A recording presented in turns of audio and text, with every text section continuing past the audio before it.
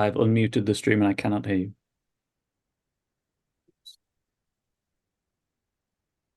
No, actually. Oh, yes, I can. It's just you.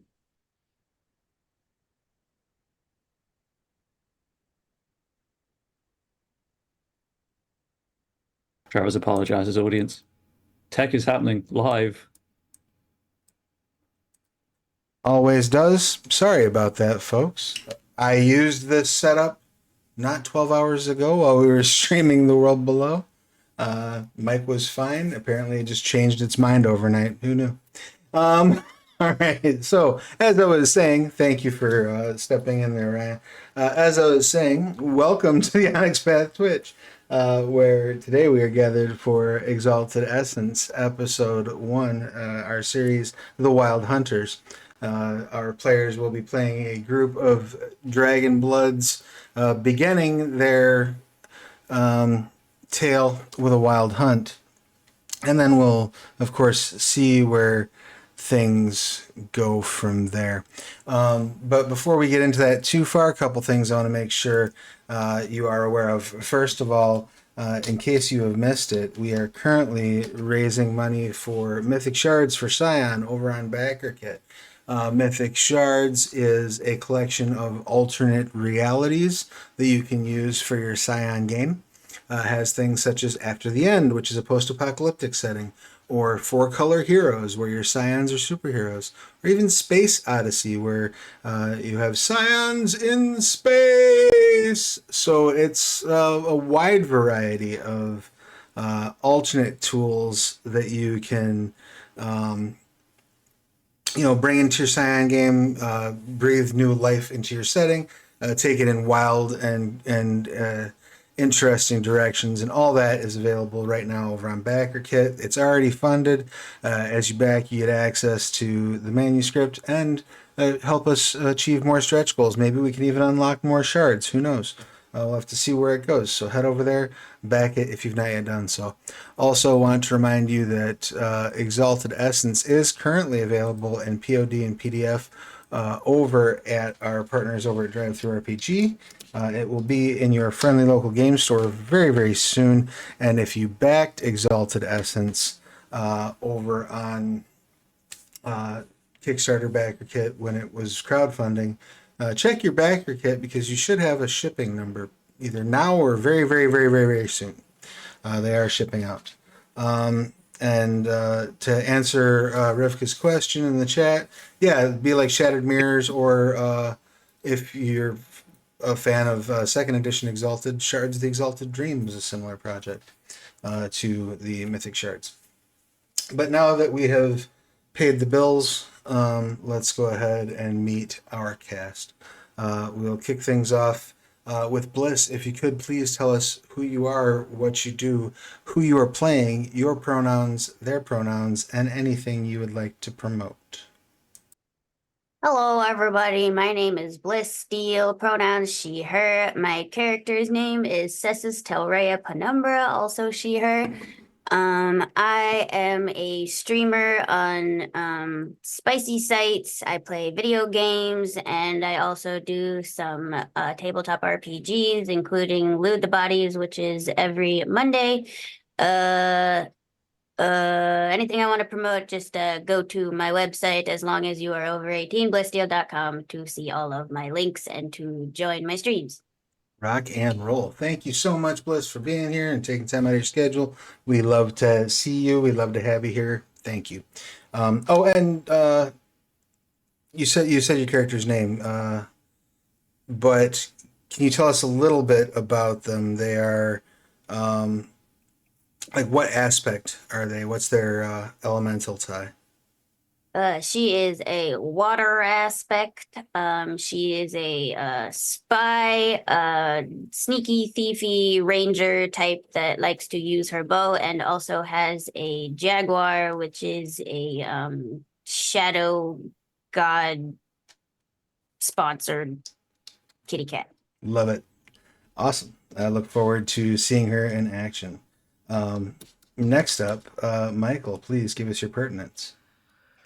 Hi, my name's Michael, he, they, and I will be playing Cessus Volcan, who was he, him, and I am a composer, sound designer, writer, and also streamer, but I am currently kind of restructuring that right now. And yeah, nothing really to promote until a little bit later down the line, I would say. Uh, and Cessus Volcan is essentially just a giant of a man with quite a bit of presence and also a giant sword. He is a dragon-blooded wood aspect, so less kind of earthy and more life and death, circle of life type of deal. But he's a friendly guy mostly. I love it. Thank you so much. And if you could, Michael, if you could either get your volume up a touch or bring your mic a little closer to your face, you're coming in just a little on the quiet side. But Sounds good. not so much that we couldn't make out what you said, and it sounds like an awesome character. I can't wait to meet. Last but certainly not least, Ryan, your pertinence, please. Yeah, I'm Ryan, they, them. I'm a sometime freelance writer for Onyx Path Publishing. I'm a semi-reliable streamer here at twitch.tv/the Onyx Path as well. I'm playing Tepet Maris, his pronouns he, him, an heir-aspected member of House Tepet who decided the easiest way to restore the house's honor was to make an army that cannot be defeated, because even when dead, it continues to fight. So embarked on the rare dragon-blooded pursuit of necromancy. I guess even rarer among the air aspect, who are more dreamers and idealists than I'm going to ruin your day by reanimating your corpse. You have a dream. It just involves a lot of ambulatory dead. Exactly. It's fine. Nothing wrong with this at all. Excellent. And of course, that leaves me. My name is Travis. My pronouns are he and they. When I'm not running games, I am writing them. But today, at least for the next few hours, I have the joy, the honor, the pleasure of telling this Exalted Essence tale. I've mentioned this a bit during session 0. I'm going to mention it again today, and probably at the beginning of every session, at least for a little while.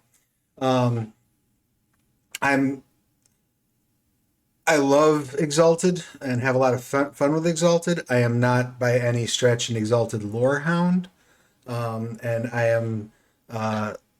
I've read up on Essence. I've run it a couple times off stream, but I'm also not a system master of it. My players will have the freedom to absolutely correct me if I get a rule wrong, point to a thing for me to look over, so on and so forth. And we may take a moment or two to find the rules, because I want to try to make sure we run it as correct as we can. Having said that, I may also sometimes make a call in the name of expedience, and then we will move on with our day. And then if it turns out I was wrong, I will offer some sort of recompense later for my error. Also, the setting is going to perhaps look a little different than creation you might be used to. It will, in many ways, I'm sure, look just the same, but if a fact here is different or a thing there is different, don't worry about it. It's okay. It's just, repeat yourself. It's just a show. I should really just relax, as the wise folks at Mystery Science Theater once said.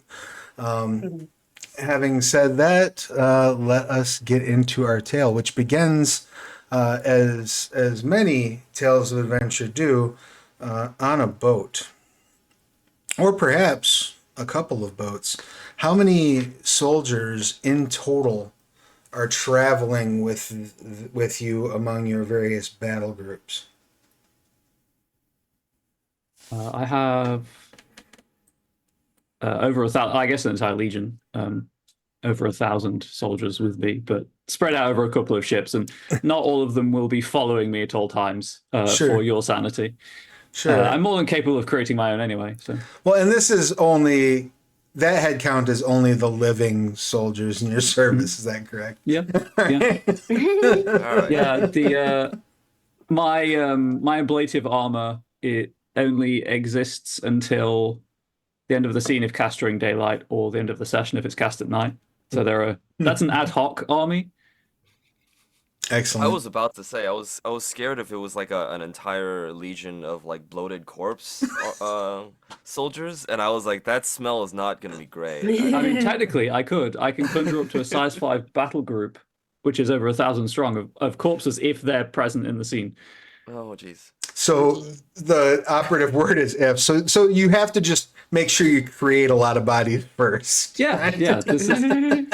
This is why I've copied all of the size categories over into my reference document just to account for if there's only a handful of corpses present. It's handy. But at the moment, there are none. There are no corpses. Merely living soldiers, loyal to House Tepet and of course to you.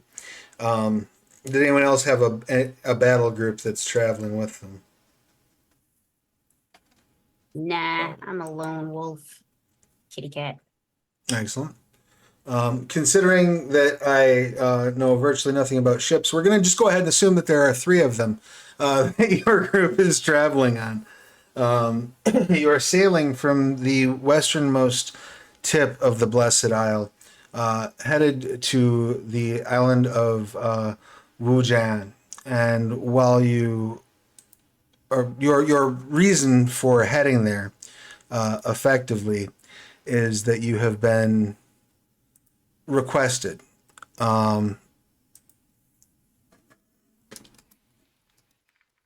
has been some unrest in the Wave Crest Archipelago, which is further west out. It's basically as far west out as civilization goes. You get much further west, and you're in the areas known as the Wyld, the dominion of Lunars and the Fey folk.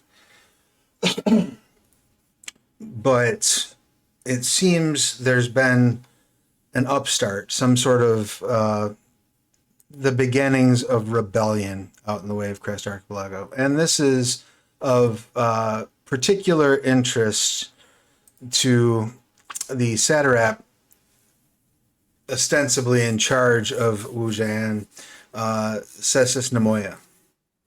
She has personally requested members of the house come out to help her organize the appropriate means to put down this nascent rebellion. Though you have little more than a letter to go on, some of the other dragon-blooded that you spoke to before you left the Blessed Isle have indicated to you that there are rumors about that the anathema have been establishing footholds in the neck for some time. That this little request to put down a rebellion could very quickly turn into a wild hunt. Is there any particular or specific preparations that you would like to make as you are sailing toward Wujian and you see the island just starting to appear in the distance over the horizon?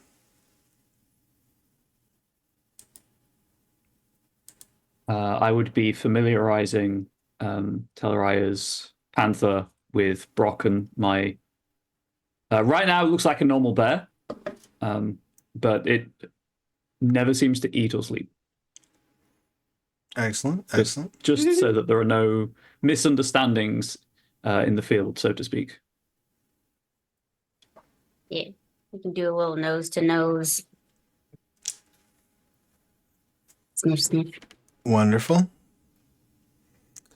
Anything else preparatory-wise for that Vulcan is doing? Trying not to puke from seasickness. That's fair. That is absolutely fair. You've been fortunate. The only vessels that you've come across so far have been merchant ships of House Vanif and a few like patrol ships under the control of House Pelops. You've not run afoul of any pirates or any sort of strange aquatic life. It's been a calm trip. One might argue too calm. But as you approach the island, you can see the sort of clustered buildings of the city on the side facing you, the eastern facing side. One of your assistants comes up and explains, like, looks like we'll be in dock in about an hour's time.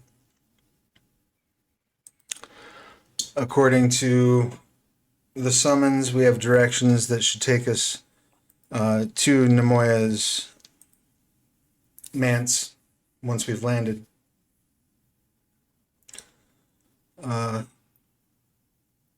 Is there anything that you would like me to have the soldiers do while we wait?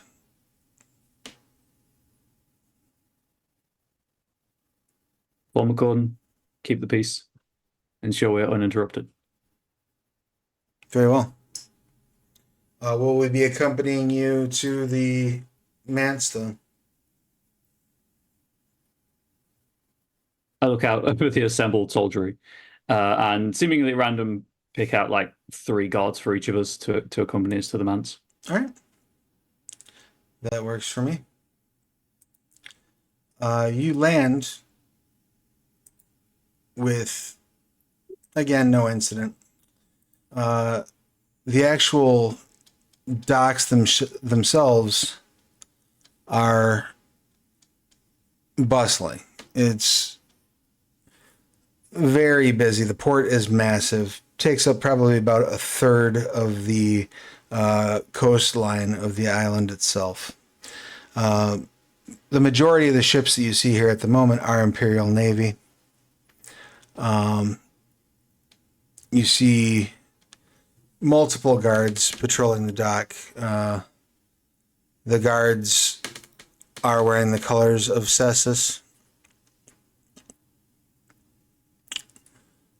But a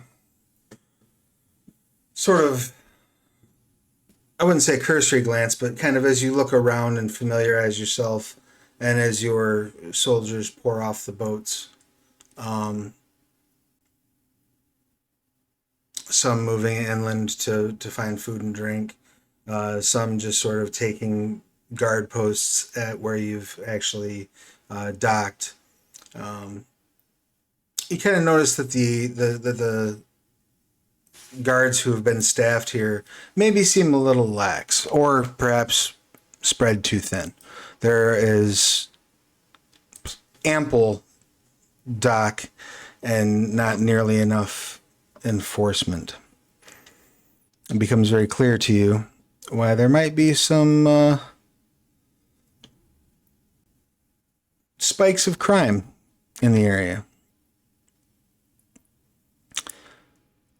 According to some rumors, you have heard that the Lintha crime family has a pretty heavy presence here. And while you are headed to Nemoya's estate, which is inland beyond the city itself, you do sort of need to pass kind of around the outskirts of the city. And as you do, you can certainly see there's kind of a lower tier where the streets are very narrow. People look to be crowded in many places. This looks like it might be kind of a good place for disorder and crime. And then built above that are the nicer establishments. So the higher up in the city someone lives, the more comfortable and less likely they are to run afoul of a criminal element. But unless any of you choose to take a detour into the city, this is all just kind of scenery as you make your way to Nemoya's home. Seeing the somewhat lax nature of the security here, I would detail some of my trusted officers to essentially perform a security assessment that I could potentially use to offer a contract of protection. Beautiful, glorious. Let's go ahead and we'll have that be kind of a venture, right? Because you're looking into setting up something kind of over the course of a few hours while you all are away.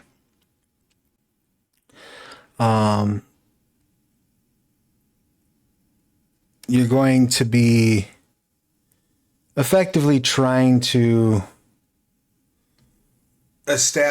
identify weak spots, right? Yeah.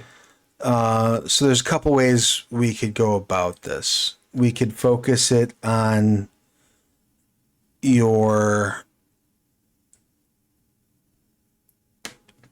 knowledge of stealth as you're looking for sort of criminal opportunities. You could focus it on just awareness, kind of telling them the things to look out for. I would even say you might be able to lean on integrity as sort of identifying the places where that is weakest, where people are most susceptible to bribes and failures of morals. Where would you like to lean?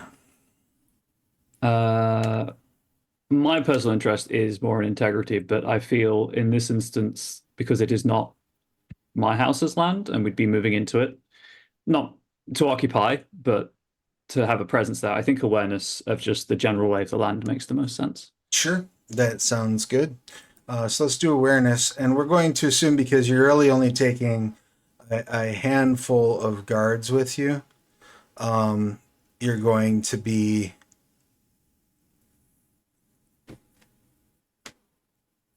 effectively, you can gain the full benefit of that merit.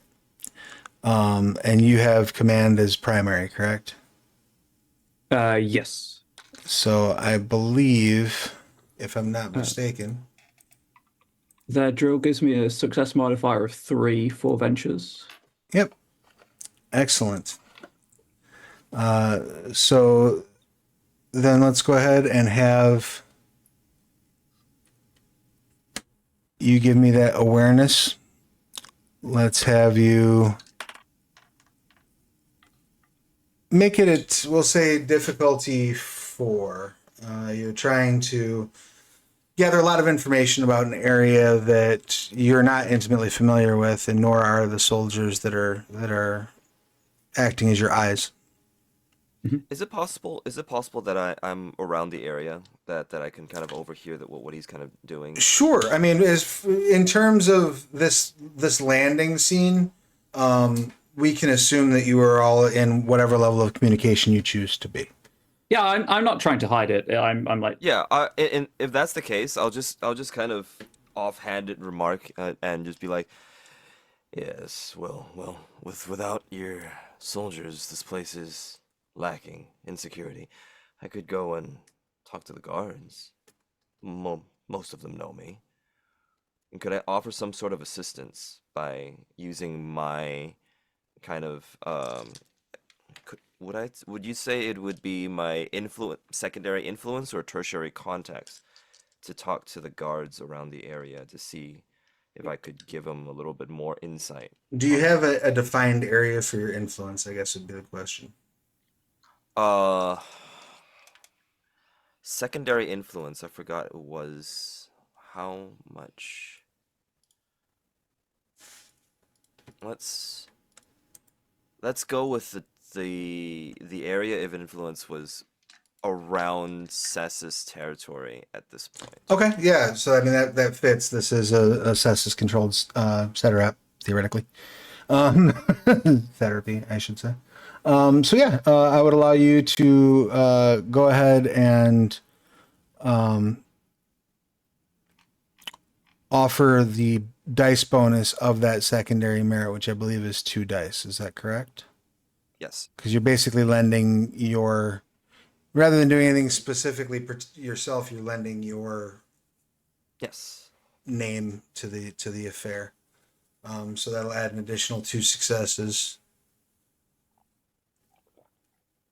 And then, was there anything that Telrea wanted to do to involve herself in this? Yeah, you guys got this. All right, let's have that roll and see how we shake out. I assume I had an attribute to this as normal. Yes, yeah, you add an attribute of your choice. Just kind of depends on how you want to tackle it. If you want to be more subtle and sneaky, I would say finesse. If you want to be more brutish and open, it would be force. And if you want to just, have them take their time and sort of stand sentry and thoroughly, patiently watch it all, I would say lean on fortitude. Oh, absolutely. Like, this is very much a trial run to figure out if it's possible and where they would need to stand and things of that nature. So, and I've drilled them into take your time, do it right the one time rather than have to do it again at a later point. All right. And assuming I can count correctly, and whatever I roll, there's an additional 5 successes on top of that. Correct. Cool. Target number 7 in this, isn't it? Yes.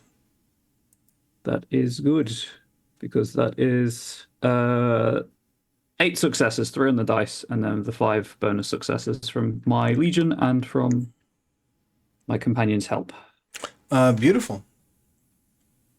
By the time you return, you should have a pretty good idea of the current state of the security and of what you might be able to do to improve it, how you might be able to frame a pitch. It's going to take a little bit, obviously, for them to gather that information, but during that time, you'll be headed to your important meeting. By the way, just to catch now, the first error I've made, those are not bonus successes, they're bonus dice. But we're going to leave it as it stands for the previous roll, because that makes life more fun for everybody. So please make a note that you have 8 successes on that roll for future reference, if you would be so kind. I will keep it in my journal document. Rock and roll. Any other business before you make your way to the manor, to Nemoya's manor?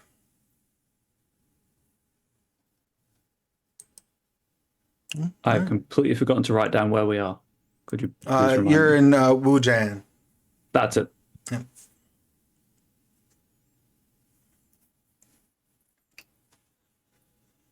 Takes I you. would say. Oh, go ahead. Sorry. No, Bumman. I would say the only thing that Volkan would probably do besides that is try to keep a little bit more low profile. It's a little hard for him as he kind of stands out a ton Sure. in the area, but because we're on a more important mission, I think the low profile is probably the most important thing as to not stop too much or get impeded. Sure. Are you trying to lean on something specifically stealth wise, or are you just like throwing on a cloak and hoping for the best? I think it's more the latter than the former. All right. Excellent. You throw on a rather sizable cloak, and while you are a big fella, you're not the biggest person you see on these docks, let alone walking around. And there are not, especially in the docks area, there is not a shortage of dynasts being ostentatious. I think it's probably less my physique and more the sword, right? So I think try to cloak the sword, and it looks like just a big hunk of thing on my back more. Wrap than it up in anything. like several bedrolls. Yeah. It's just a really big hunchback, guys. I'm really subconscious about it. And again, probably not the only massive diaclave you see on this dock, Yep. but certainly you can kind of wrap it up in various padding to try to kind of hide it a little bit. Sorry, I misspoke. I believe you said it was difficulty 4 for that venture roll. Yes. Then it would only have been maths are failing me. 4 successes. Right, because you got 4 over the difficulty. 4 of them for the difficulty, Right. and then an additional 4. Right. Yeah. Yes, the 4 that the ones above are what sort of count. So yeah, just please do make sure you've got a note of that. I have. Excellent. So as you're sort of, Vulcan's kind of cloaked up, it might even be easier if you, rather than have it strapped to your back, like, carry it underarm like it's some sort of, like a large art piece you're trying to move or something along those lines, right? So it doesn't look like a weapon. That's fine. You do have 9 guards attending you. Is that correct? Mm-hmm. And you begin making your way out past the outskirts of town, out toward the wilderness.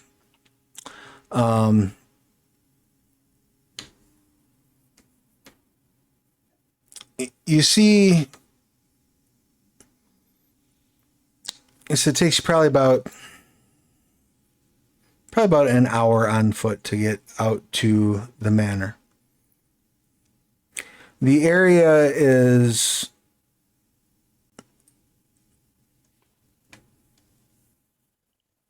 fairly clear. The estate house itself, relatively small. As you approach, you see a relatively small group, maybe 100 soldiers, drilling on the grounds. You can see the red armor and sort of house symbol on the breastplate of that armor of the man organizing the drills. He's definitely a Tepet, but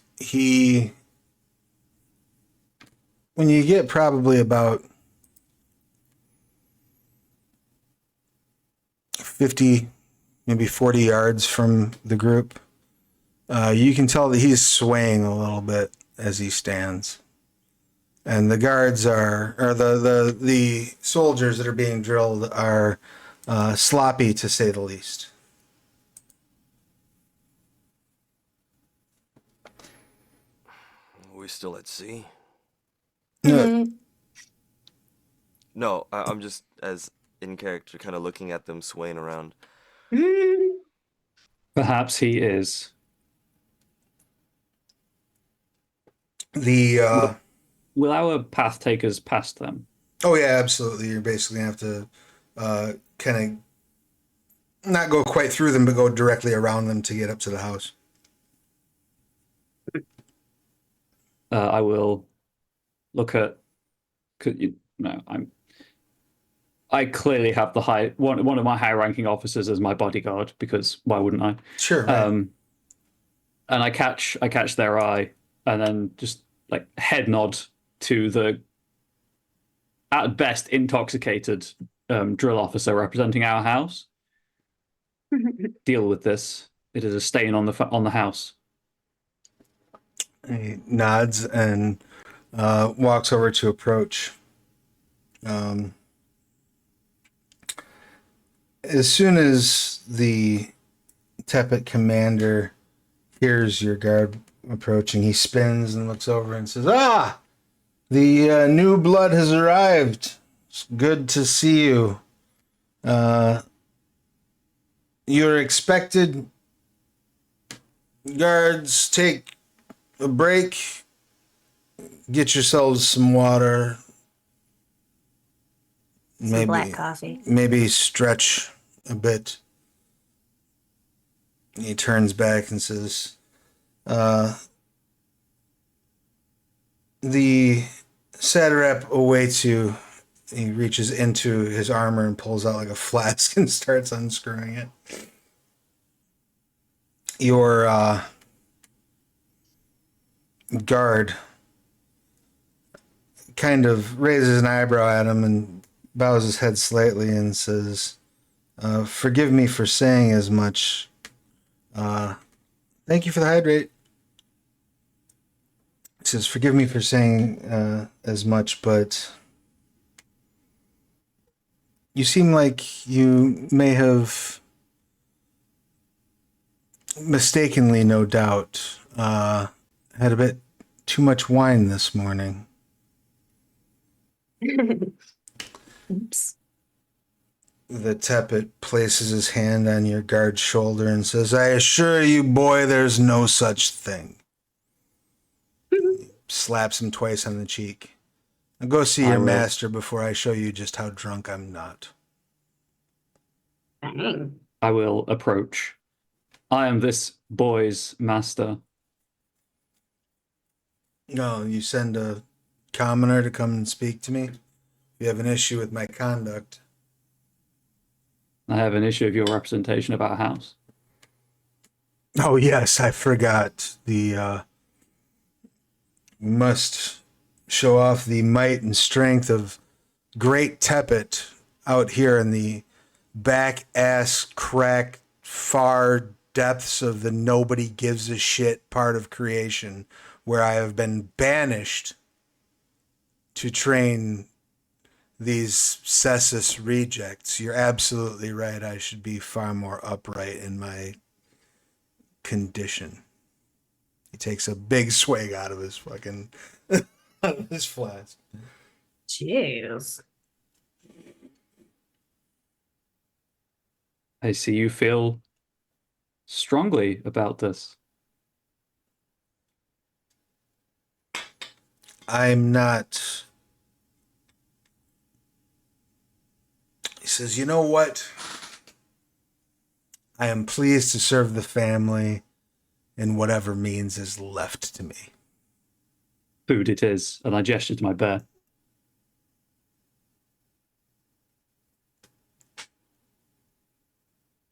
He looks at the bear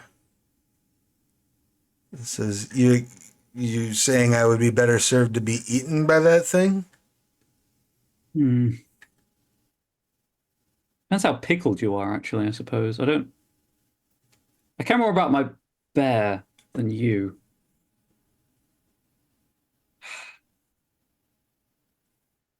Let's say, would you rather see if my bear can devour you?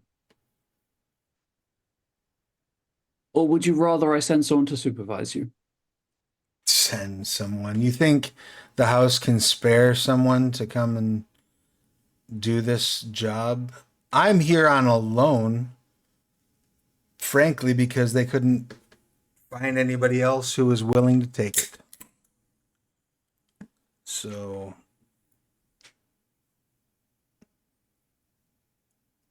if putting your bear in his place will get you to shut up and get off my back, then I'm happy to do so.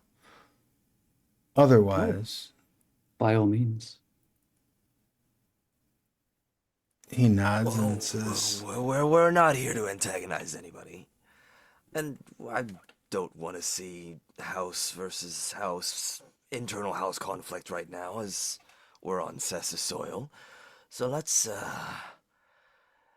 let bygones be bygones for a little bit. You have your ways, and you, sir, probably have yours as well. all right, you're gonna try to calm them down. Yeah. This is going to go ahead and be a social influence action. So I'm assuming that your intention for this influence is to stop a fight. Yeah. Is that bear on soldier violence? Excellent. What ability would you like to lean on in the process of doing so? There are two choices. I'm trying to kind of like finagle my way in, and just be a little bit. I'm probably using just embassy. Okay. Is the big thing. Trying to calm both sides down at this point, and just kind of like adding stuff like, and besides, we have a meeting to go to. I don't think we have any time to entertain. And yeah, it's not. Even though I'm kind of forcing myself into the situation, I'm more like kind of sneaking my way in and trying to clean little bits up without having to be too loud about it, I would say. All right. And so does this approach interact in any way with Maris's intimacies? I do not believe so. No. All right. Nor does it directly interact with the Tepet who you argue or are arguing with intimacies. It does Excuse me. slightly interact with my minor virtue of compassion, I guess, though. In the sense that it would be more beneficial, easier for him to talk you out of violence, right? Yeah, yeah. Although I'm not offering any resistance because of that virtue.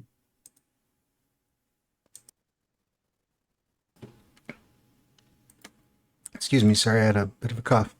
All right, in that case, then you're just really contending against the drunken commander. So, embassy, what attribute are you leaning on? Are you trying to? I would assume finesse would probably be okay. Yeah. Cool. So the other thing that I would like to ask is how using having the influence that I have in this type of area, would you think that the Tepet commander would have any knowledge of me or not? Completely up to you. Probably not, because at the end of the day, his connection to Sessus is extremely thin and very recent. Sounds good. But there's really nothing to. Well, I guess there's a minor, probably a minor intimacy that would get in the way. So we're gonna go ahead and assume that you're gonna basically be looking at difficulty 3 on this roll. Okay. And remind me what counts as a success again in this? 7s or better is what you're looking for. Okay. Perfect.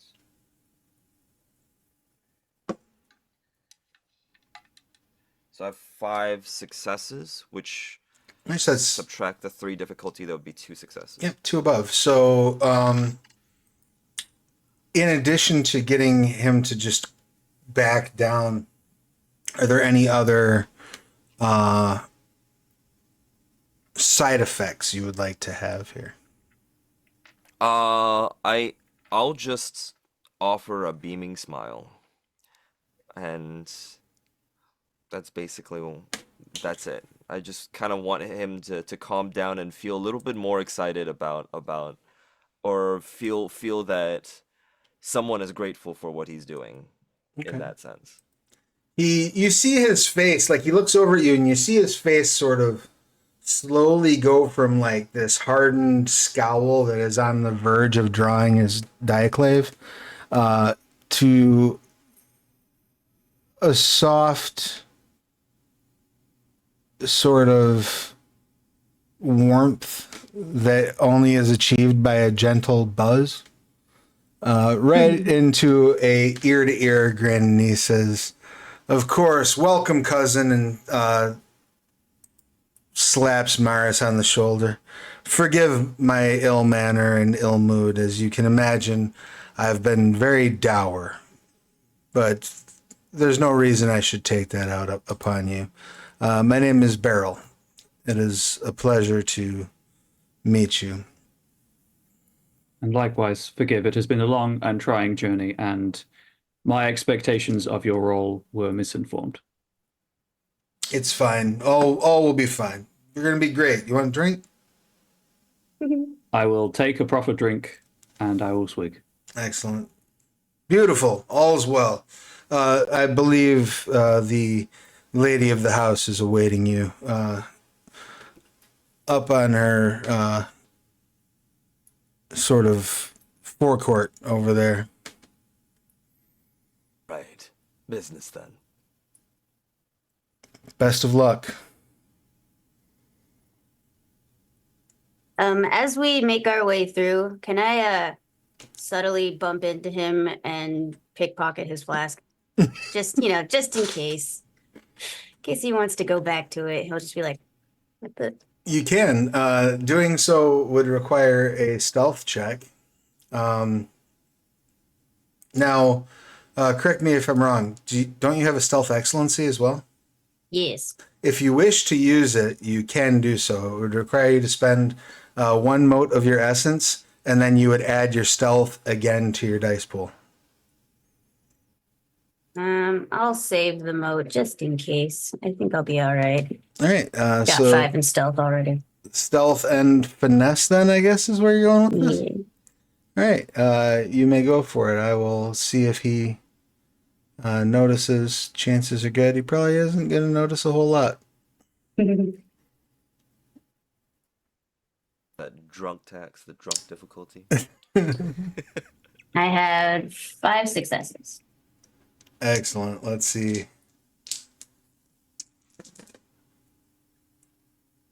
He does not.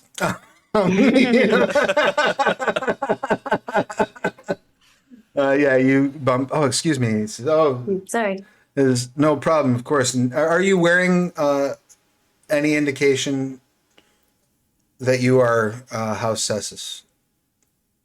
Probably, yeah, because I am pretty proud of my house. So, probably wearing the colors and have like a crest on.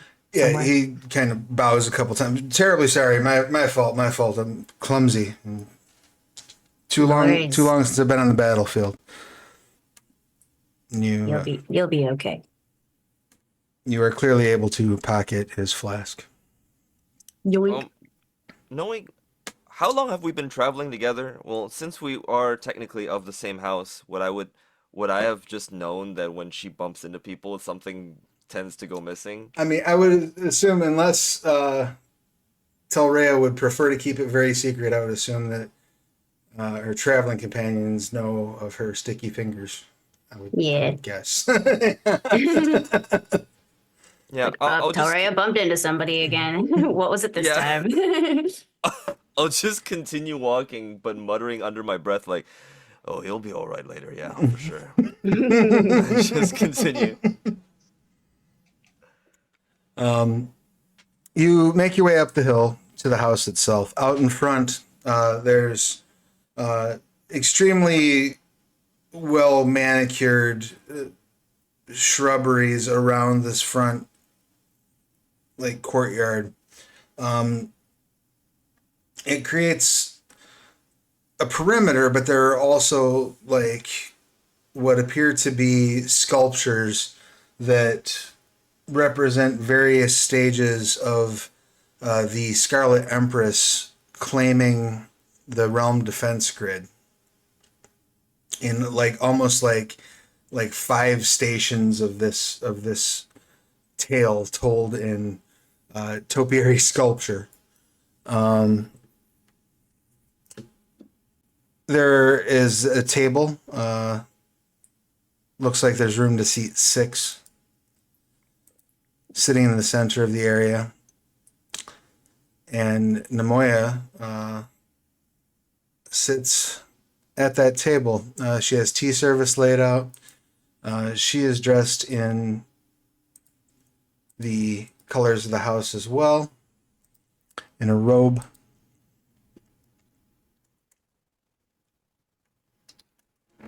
Hair tied up.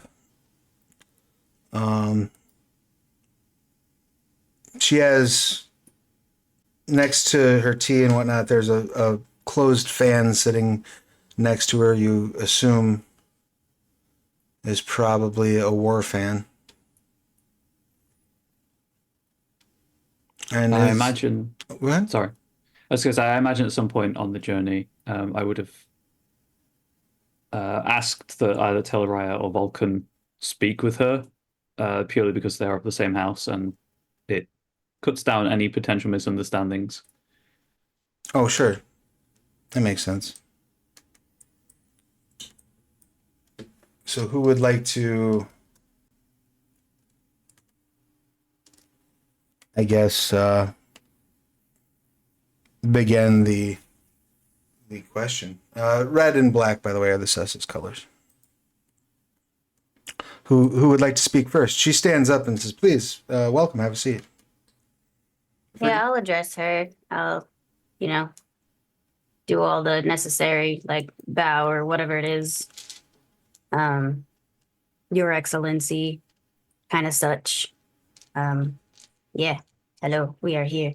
She says, "I appreciate the formality, but there's no need for such. We're all friends and family here, after all.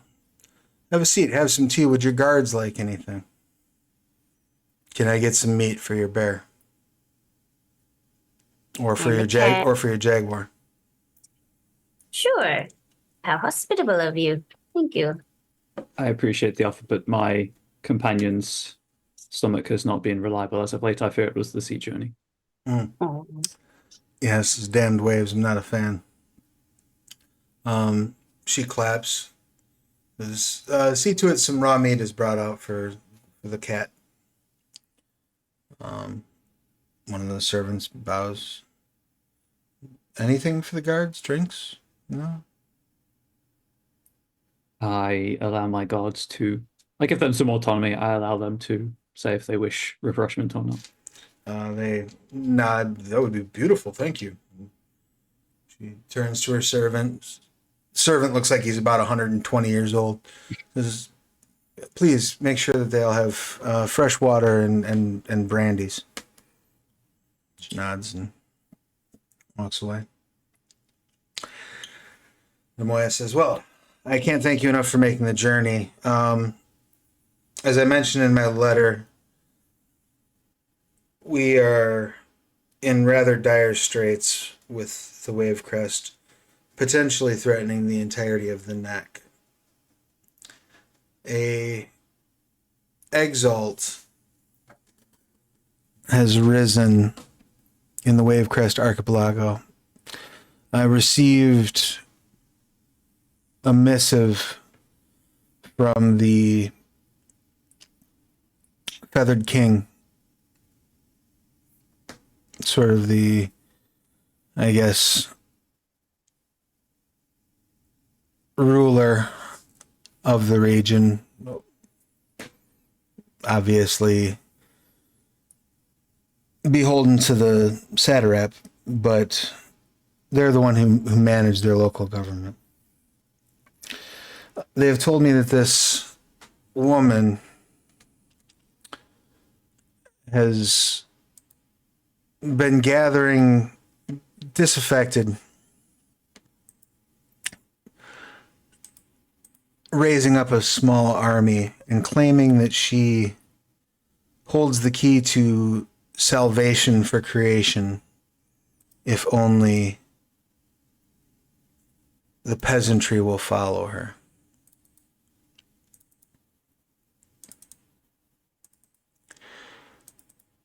The few spies I've had who've been able to take a look, investigate these claims, tell me she goes by the name of Summer Rain, that she commands a fierce loyalty in those who adhere to her banner, and that when she is in combat,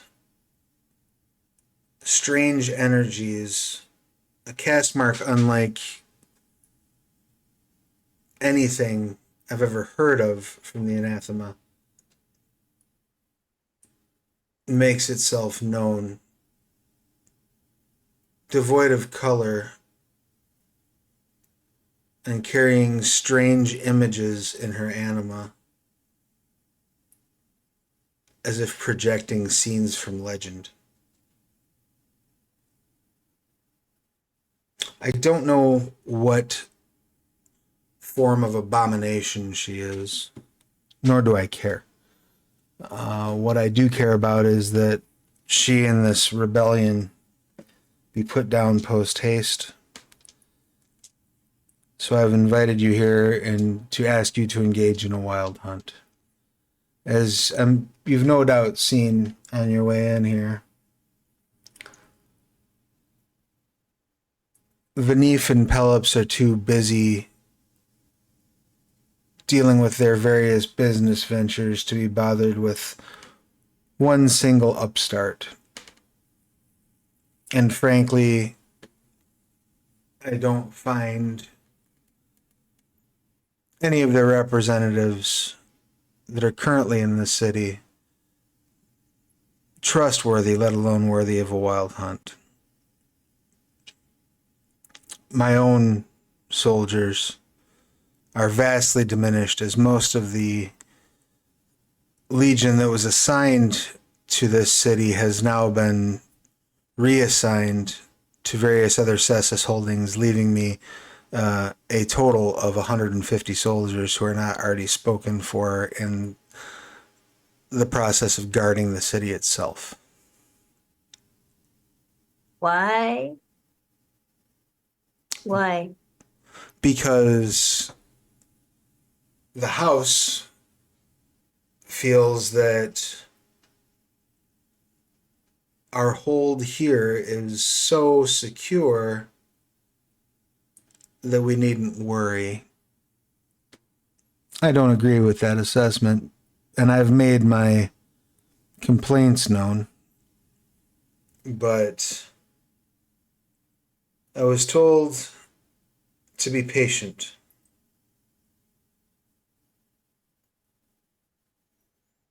I travel with many. If you would consent to some remaining behind, they can shoulder the burden with your own forces. That is generous and appreciated. My gravest concern is I don't want you to pursue this summer rain without your full strength. We don't know what she's capable of. There is little to be gained from success if we lack a foothold to return to. You make a good point. I don't expect we're in any direct danger, though your counsel's wise. Besides, if Summer Rain has followers, we'll be at full strength, right? I nod. You intend to usurp those who have sworn their fealty to her somehow?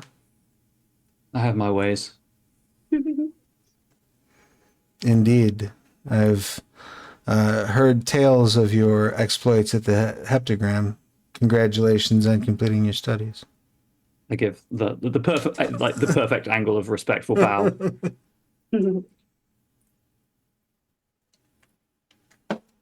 I appreciate your generosity. I know there are others who have taken recent difficulties that your house has faced as an excuse for everything from being dismissive to being abusive.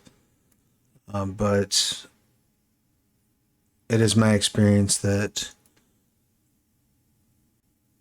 the children of Tepet, even those who are temporarily stumbling along their way, are reliable and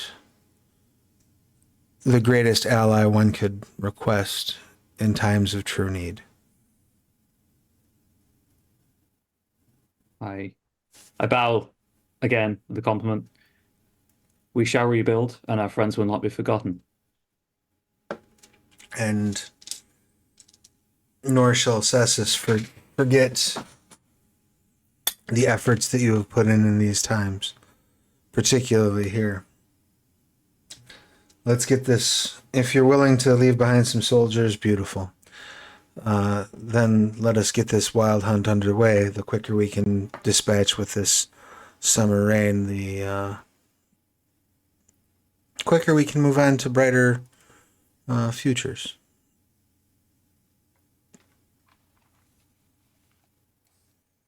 Is there anything that I can provide to assist you in your hunt? A map of the area. Absolutely. I'll see to it that you have the finest map available to us. And just look at my companions.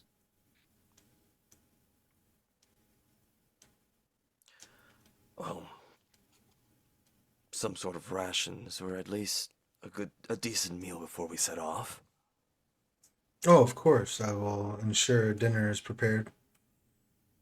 And your ships are fully well stocked. Then I have no complaints.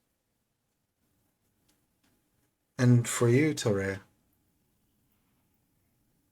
The tissue, maybe. No, I think you've done more than enough. You've been very hospitable. I guess we'll just need, a place to rest for the night, before we get going. Very good. My home is welcome. You're welcome to use my home. I have ample rooms set up for guests. Should you come up with anything else that you may need, I am happy to accommodate. Until then, if you'll forgive me, I have some local business I must attend to, but the servants will see to it that you're taken to quarters and that that a fine meal is prepared. Thank you. She rises and Appreciate that. bows to each of you. I wish you well in your journey in case we don't get to speak again before you return. She walks off. One thing I would like to remind you all of is you do have, as Dragonbloods, one of your exalted advantages is Prince of the Earth. Once per session, you can select one merit from the list on page 106 and treat it as though you had it at a rating based on your essence. So tertiary at essence 1, secondary at essence 2, primary at essence 5. We're working its acquisition with the storyteller. The benefit lasts for the session. So if there was something that you wanted to requisition effectively, you can requisition a tertiary merits worth of things. Just by virtue of being Dragonbloods. It's nice to rule the world. It's good to be the king. Good to be the king.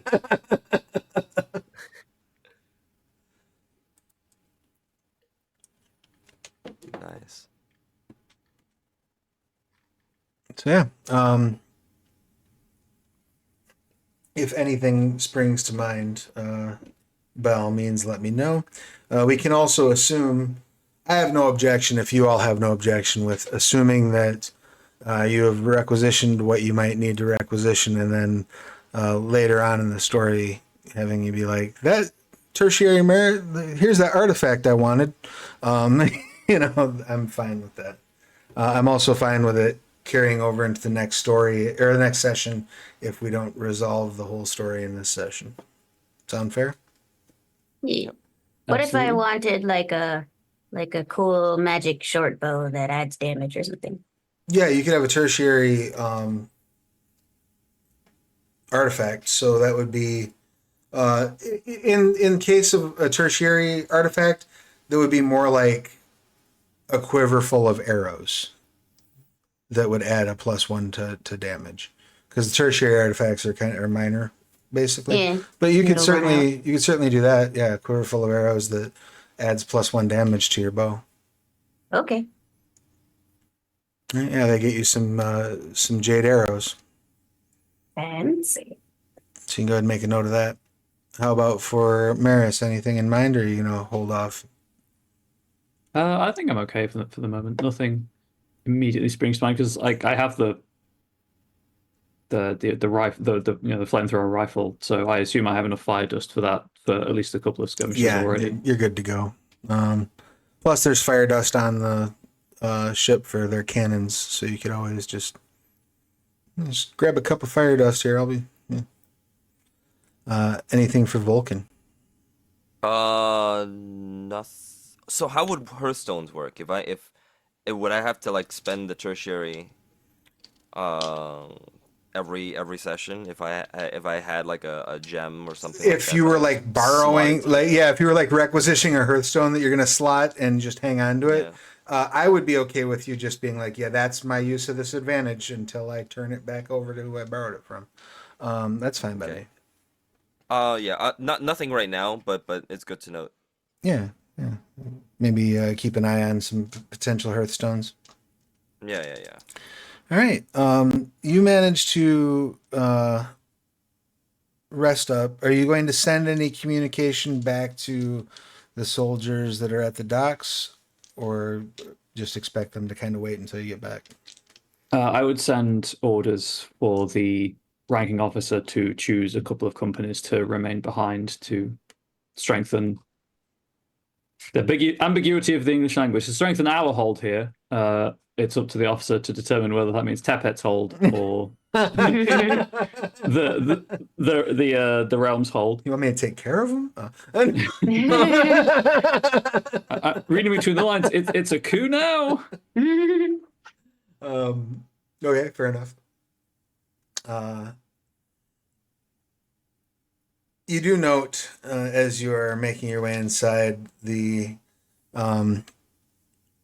Tepet commander kind of walking around the field, like looking around like he's lost something. But otherwise, it's a pleasant stay. You're fed the finest of foods that the West has to offer. A lot of seafood on offer. Naturally, there's not really room even for much livestock. The fact that there was meat provided for your cat that wasn't fish was kind of an extreme luxury. Things like that generally need to be imported out here. But you do have a fine meal and are able to get a good solid rest in. You do not see Nemoya the remainder of the evening. But the next morning, before you do head out, you are able to bump into her kind of in the lobby of her home. She's just going over the day's agenda with her servants as you are all getting ready to leave. And she says, once again, I cannot thank you enough for your service. And I hope this is the first of many pleasant interactions we can share. That'll happen after the hunt. I wish you the best of luck with that hunt. Thank you. Thank you again for your hospitality. Indeed. You make your way back to the docks.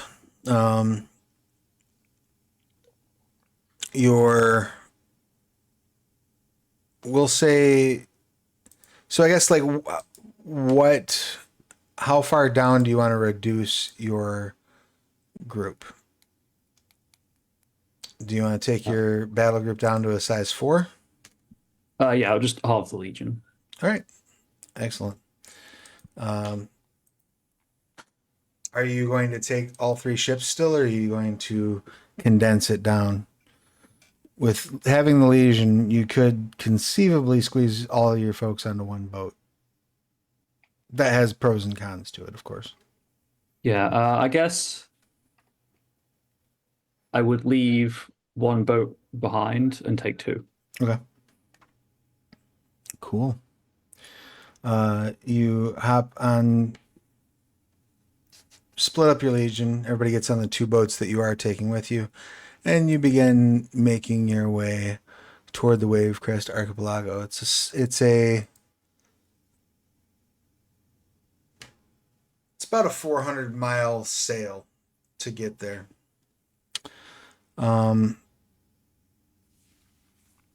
any of you possess navigate? I do. I do as well. Excellent. Thank God. I was looking at a big fat 0 on my side. Would you? I guess who has the higher navigate score? Mine is 3. Oh, it's Telraya then. Mine's only 2.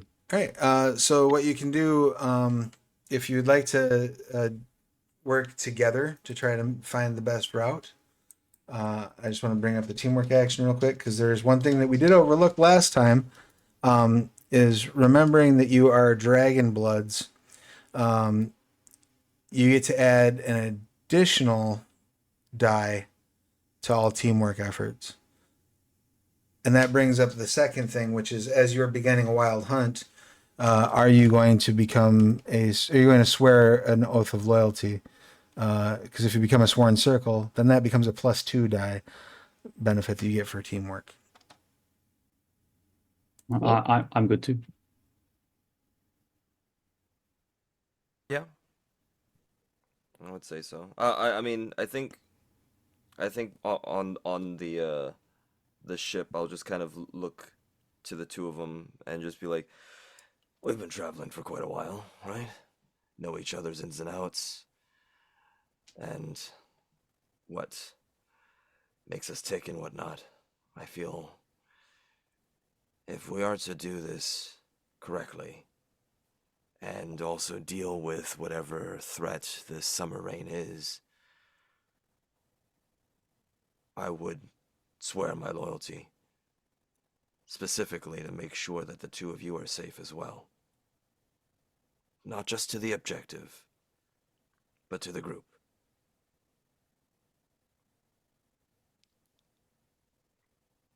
Okay. I'm in agreement with this. I have not been entirely forthcoming, and then I realized that we're not in a position to be overheard right now, and just the formal facade drops. So I realized I could do a really cool thing with Brocken, where not all the time, but if needs be, I can tap into the magic that I imbued him with to restore my own vitality, and I believe I should be able to repurpose that effect to restore yourselves if you are injured in battle. It will also be fascinating for me to know how it feels for you when it happens compared to how it feels to me when it happens. Yeah, I'll let you know. For Brilliant. sure. Seeing as how I'm probably going to be in front anyways. And you, Toria? Yeah. Yeah. I don't have any secrets from you guys, so I'm willing to swear loyalty. Says the spy master herself. Yeah. See, that's how you know it's real. I trust you guys. Pinky promise. That's how you know. Well, Right. just so that you are aware, the sworn kinship carries a lot of import in Dragon Blood society, both socially and mystically. The sworn kinship is considered family above and beyond house and blood. The blood of the dragons and the spiritual fulfillment of the oath transcend other familial connections, placing one's sworn kin as close as one born of the same mother, if not closer. Sworn kin are invited into the innermost sanctums and respected by their sworn siblings, parent, and children. You also gain the mystical ability to detect the distance and direction to one another while you remain in a sworn kinship. You can choose to break it by simply declaring that the kinship is broken or the hearth is shattered. But yeah, those are the big benefits of that.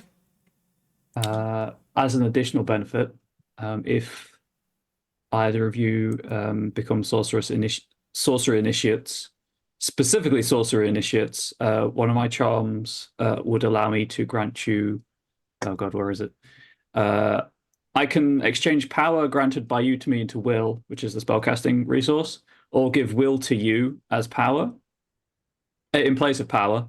And then if you are casting sorcery spells, you would gain an additional 3 point of will while Hearthmates. That's Cool. awesome.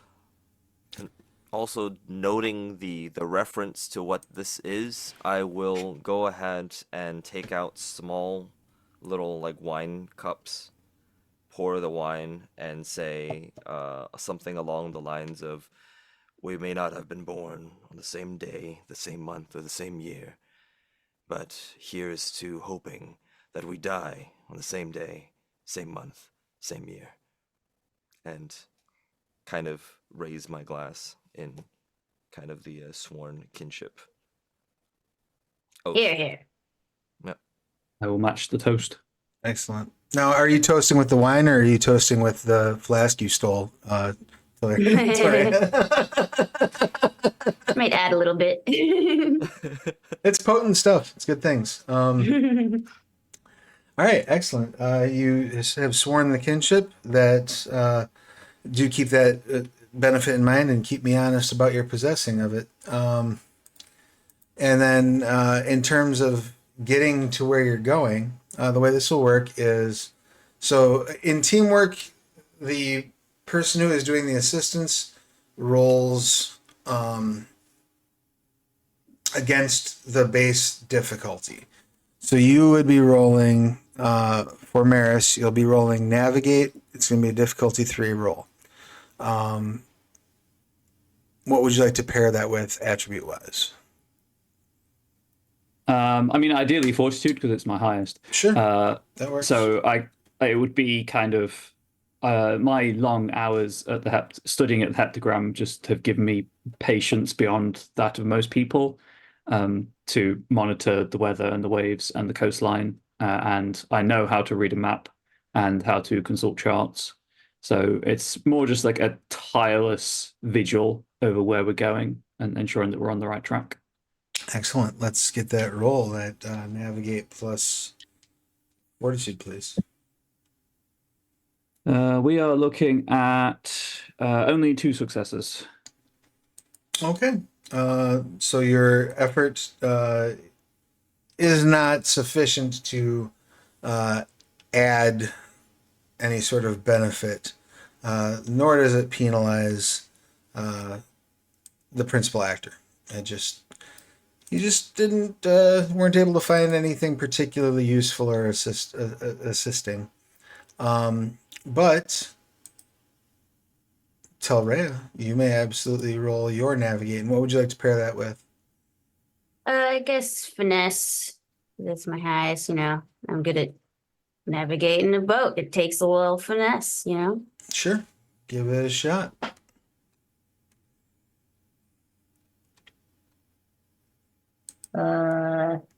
Just 2 successes for me as well. Excellent.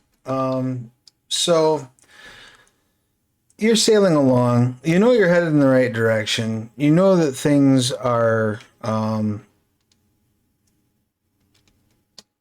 you're going to get there. There's a couple times where you have to sort of course correct. The journey perhaps is taking a little bit longer than you might have hoped or expected. And as you're, by your reckoning, probably about 2/3 of the way there, you hear a call come down from the crow's nest. We've got a strange vessel ahead. Mhm. Correction, we've got 3 strange vessels ahead. Is there a spyglass I can grab? Sure, yeah, there's a spyglass around. You give it a look. it looks to you like you start looking, you can see they're not flying any particular flags, certainly not anything related to the realm. You can absolutely see from here that the ships are armed with cannons, and they don't appear to be merchant ships. Ooh. Is this the kind of place where like a pirate ship would have its own like flag? Uh, this is the kind of place where a pirate ship might fly its own flag if they felt that it served, like if they were aiming to intimidate, Yeah. they would fly it. But that certainly doesn't mean that they're always going to, Hmm. if that makes sense. No. What should we So do? asked to fight on solid land. Oh, We also have cannons. Yes. You do have cannons. You're still a little ways out from engagement range. Whose house do the ships and crew belong to? That you're seeing or that you're riding in? Sorry, yeah, our vessels. I would assume that they're all part of yours because it's all within the purview of your battle group. Cool. In which case, they're probably already like just I gesture and like they get to battle station readiness as they are drilled to do. Wonderful. Just in case.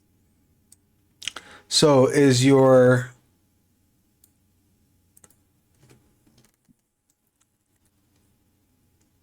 aim then to go right into it and face these foes head on? We don't know that they're foes yet, I say. Why don't we shoot off some kind of friendly something or other? Like a I don't know how they would know. Is there like a flag or I mean, fireworks? you could set off like a fire wand explosion into the sky to signal for a need for help or something along those lines, but generally speaking, ships that are not hostile to one another don't tend to communicate much at all in passing unless somebody's in need. You could do like a signal light if you wanted to try to communicate to them, like a SOS or something like that, but there's not really a process for hailing them with a greeting. Yeah. Just, hey, we don't want to fight you, LOL. But we will if we have to. I mean, you But could, if there is no way to do that, then you know, just see what happens. you're a dragon blood with a bow and arrow. You could write a note and shoot an arrow at the nearby ship. Yeah, it's worth a try. As soon as I get into range, I'll write a little note. Hi. We come in peace. We don't want to fight you. Have a good day. Smiley face. Wrap it up to a bow. To an arrow. All right. In that case, why don't you go ahead and give me a ranged combat using whatever attribute you feel is most appropriate. My guess would be finesse, but I'm Yeah. In case this isn't successful, I'm not saying it won't be. I'm having my soldiers do they're ready to fight and return fire and stuff, but not aggressive with it. Sure. They're putting them in readiness, but not ordering any attacks. Yeah. Yeah. Go ahead and give me that ranged combat roll. Okay. We'll see if you can hit the ship first.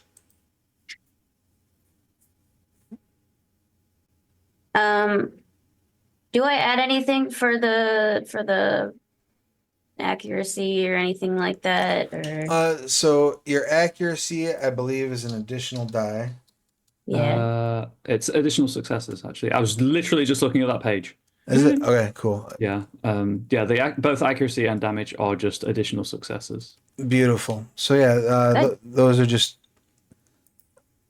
what you hit. Yeah, those offer automatic success. You're also going to be. I'm going to give you 2 stunt dice for this because I think it's funny. Stunt dice are a thing you can get exalted by just kind of describing your actions. You can use them as you get them, or you can hang on to them. It's up to you. I'll use it because I want this to work. Well, you may want to hang on to it because after you make the actual shot, I'm going to have you make a social roll to see how well it goes over. Yeah, I'll save it then.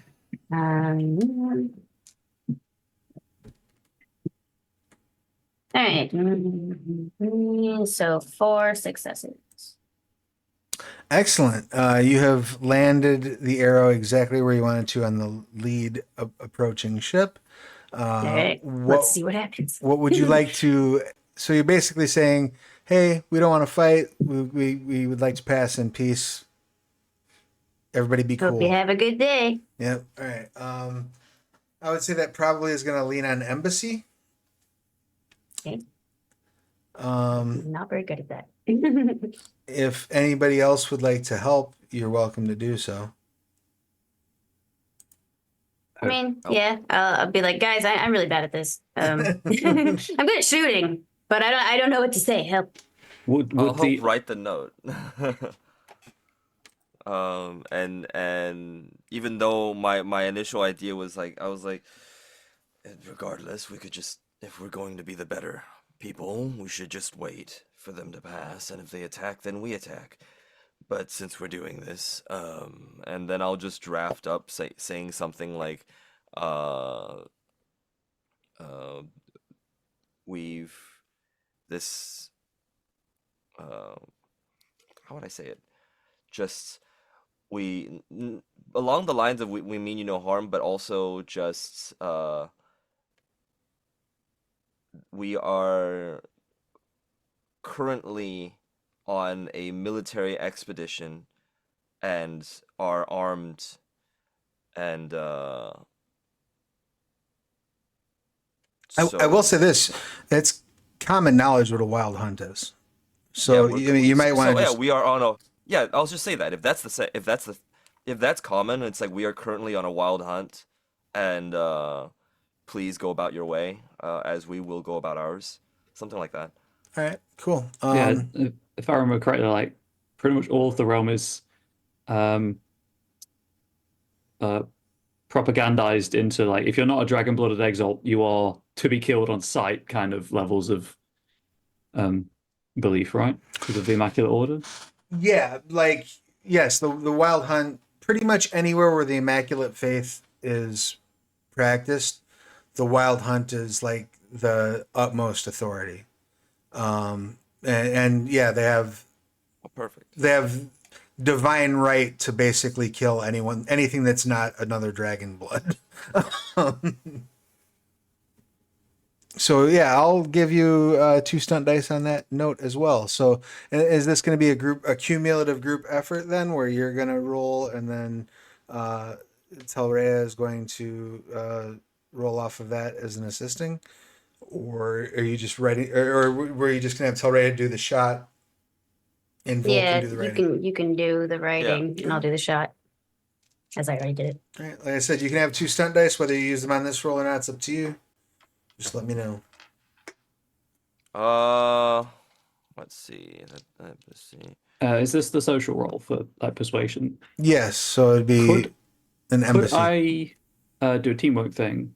Probably roll force and war to be like just to because of Oh, the sure. ready to attack, respond in kind. I would allow that. So you go ahead and make your roll. Your difficulty is going to be 5 on this roll. I have failed. All right, no joy, unfortunately. I'll take the 2 stunt dice and just go for, yeah, just kind of go for it, and add as many flourishes as I can for it. And you don't have any excellencies in Embassy, do you? I do not. Okay, I only, let's see, 1, 2, 3, 4.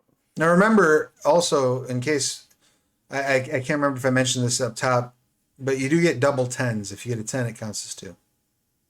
Oh, Oh. okay. Yeah, that's I didn't know everything that. is double 10s, and then certain things will kick off double 9s or double 8s, or even double 7s sometimes. I'm not I sure these see. dice roll 10. I'll be honest. Where'd you get Then 9-sided that dice is- at, right? Well, I don't know. They're the official Scion dice. You tell me. Yeah, why is the one side that much longer? I don't know. That's 7 successes. Excellent. Nice. You craft a very well written, we are peaceful at heart and merely making our way to our destination. But be advised, we are also on a wild hunt and will brook no interruptions. Prayer emoji, happy emoji. Right. As Like a blow kiss emoji as well. Yeah. Little sword. probably about 2 minutes after you plant the arrow on the front ship, you see the 3 ships start to like veer off to the north, Hey, like bye-bye. basically clearing you out of the way. And I would like to congratulate you on the easiest dispatching of pirates I've ever seen in a tabletop role playing game. Rock and roll. On that note, we are at a halfway point. So let's go ahead and take 5 minutes for our biological and technological needs. And when we return, we will have you rolling up to the archipelago. Congratulations on defeating the pirates. If you're watching this live, please consider heading over to BackerKit to throw some money at Mythic Shards. If you're watching this on VOD, just hit fast forward to see our pretty faces. We'll be back momentarily.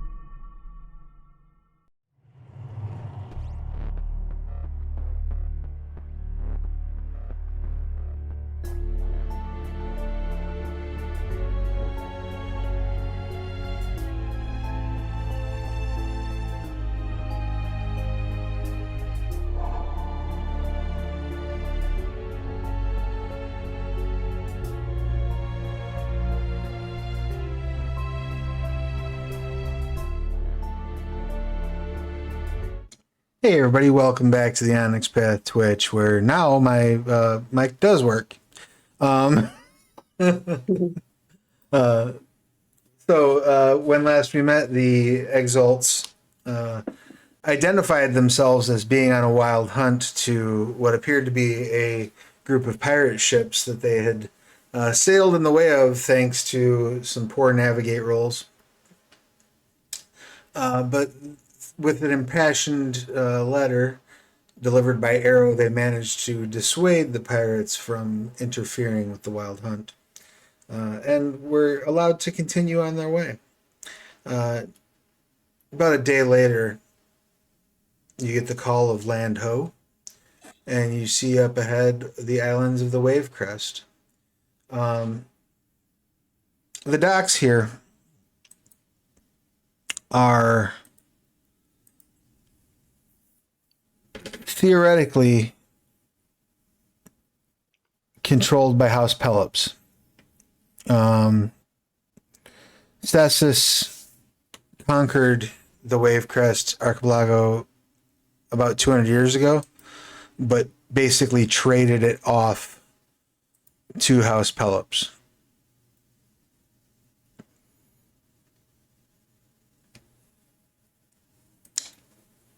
As you're rolling up, you all notice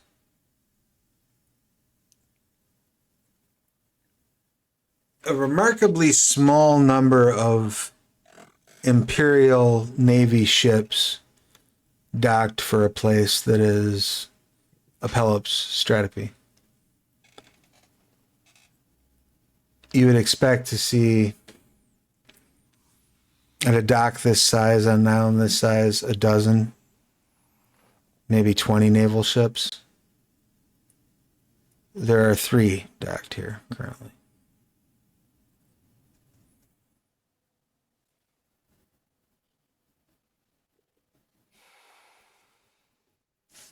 That is upsetting. It was weird. Indeed. But Where is everybody?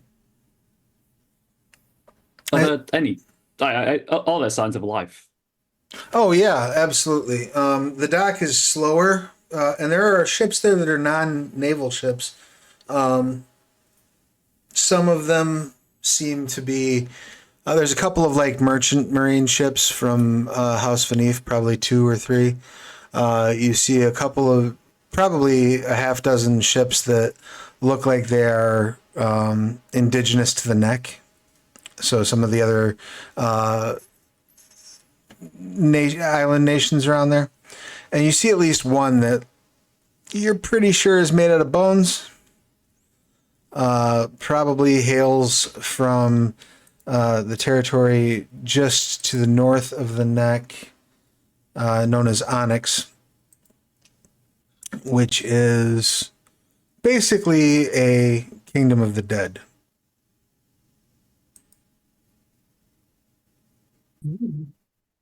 That is fascinating. I would love to spend some time on board and understand the secrets of its construction, but I understand that we have a job to do, and that regrettably must come first. As you land, you're greeted by a dock master. He looks almost ragged and worn down. He is not wearing any of the colors of any house based on his attire. You're assuming that he is probably one of the locals. He does wear a sash that indicates that he's effectively been deputized by Pelops, but is not a member of the house. Greetings, welcome. What is the nature of your journey here?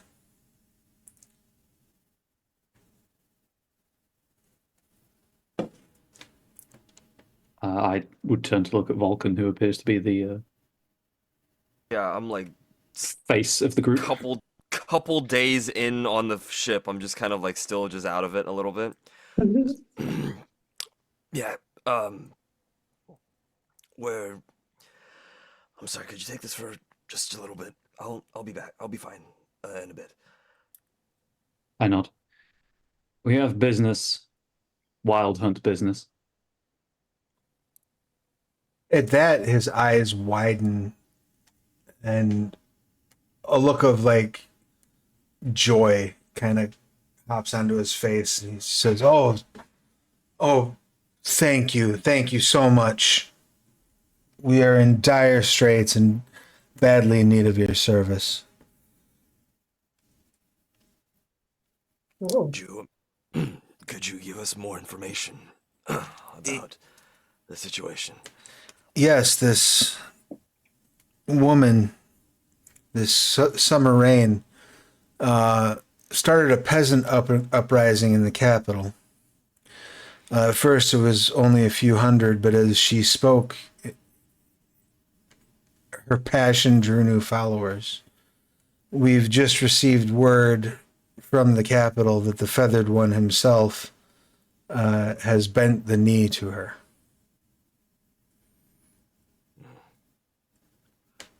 Is there a reason why there's so few Imperial ships then? I do not know. I've informed the local Pelops authorities. They told me that a wild hunt was on its way and that I should not concern myself with house matters. If you would be so kind as to send word when you can.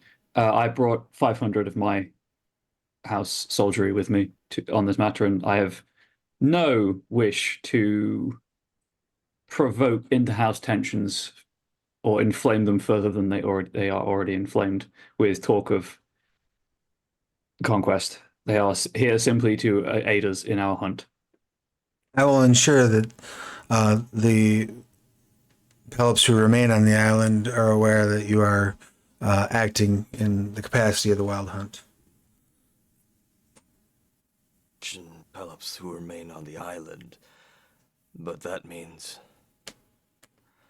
there's a lot that is left.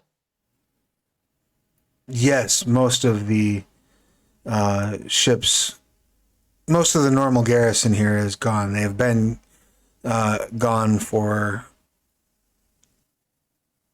about 3 days. They set sail. On said wild hunt? No, headed eastward. When, as I said, when I asked the Pelops representative here what we were going to do about this summer rain, he said that a wild hunt would be called, but none of the Pelops here stayed or instigated or seemed interested in participating. Could you point me to the representative? Or point us to the representatives? Certainly. He's the harbor master. You can find his office and points over to a row of buildings.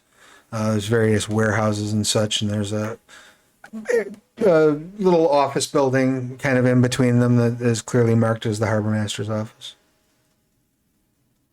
Thank you so much. Of course.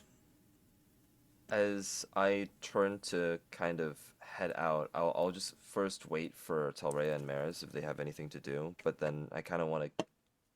I'll make like a kind of like a small mention that I wanted to talk to them in private before we get to the port master, Sure. And harbor master. if you could, Michael, if you could bring your mic in a little bit closer. Sorry about that. No worries. I was leaning out again. Yeah, you went quiet for a moment, but again, I think we heard everything. Was there anything else that Telrea or Maris were going to do before taking this private moment with Vulcan? I would advise this man to find somewhere safe to wait for the next few days at the very least. Do you think we should close the docks?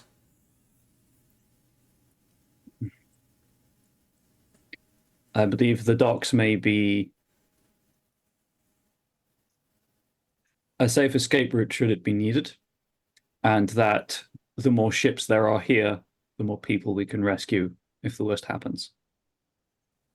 Very good. I'll communicate that to the other captains who are docked here.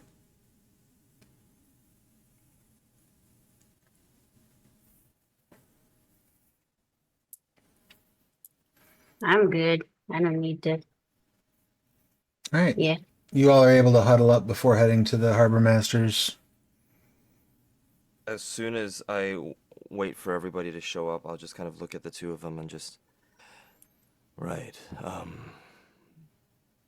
We're not going to try to stir up any inter-house uh, feelings, I would say. But it feels very close that they're just abandoning everything. Oh god. Oh. Thank you. I thought I was the only one taking that assumption. I thought that my inexperience had led me to draw an erroneous conclusion. Yes, that was my read. They've absolutely fled, left a skeleton crew here. Hey, maybe there's something really, really pressing going on in the East. Mm. But yeah, I agree. This is bad. Always that possible, but we should, for diplomacy reasons, not mention it too much until after the hunt. I will bow to your superior wisdom and knowledge in this area. Well, you're the militaristic one. I just swing my sword around and talk to people. Talking is what we need right now. I suppose so. Right. Just wanted to make sure we're on the same page. Besides that, though, how do you want to go about this? What do we want to do? Well, he said peasants. I don't think we necessarily need to massacre anybody. If we could just cut off the head, it would be the easiest way. Yeah, who is the feathered guy? So, you all would probably know that the feathered one is the, basically the leader of the government of the Wavecrest Archipelago. So the way that things work outside of the actual Blessed Isle is you have a network of satrapies. So these are independent countries, theoretically, that pay fealty to the realm, right? And they have a satrap there who basically is the realm's representative, the realm's governor. They're the ones who wield the power where the realm is concerned, but the local government, be it a king, a queen, a mayor, whatever the local customs are, they do the business of the day-to-day running of the country. And that's what position the feathered one is in. It's incredibly serious if that's the case. But Yeah. Seems like we have a head to cut off, Indeed. or And at least persuade. if there was an uprising, successful one by all accounts, there's ample material for experimentation. you say that, but there's something that tells me that they're not necessarily fueled by maliciousness. Oh, you misunderstand. No. I doubt this was a bloodless uprising. I do not concern myself with the living. They hold no interest to me. Like the bots we keep getting in chat. Woohoo!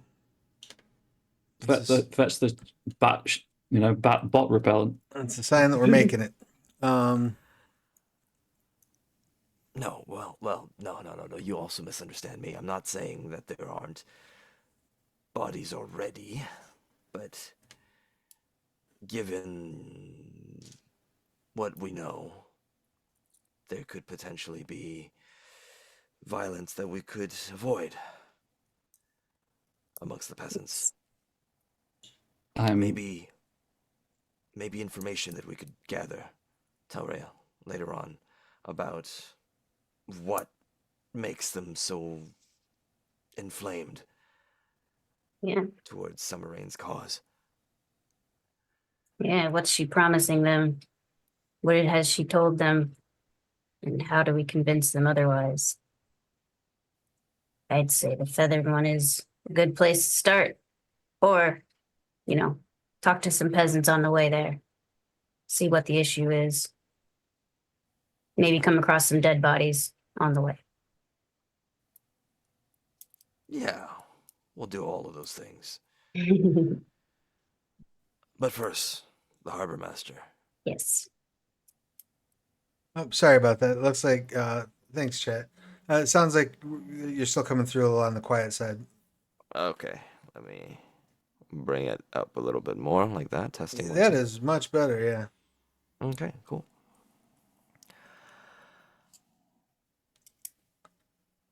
So, from there, you're heading to the harbor master's office then? Yes. Yep. Rock and roll. All right.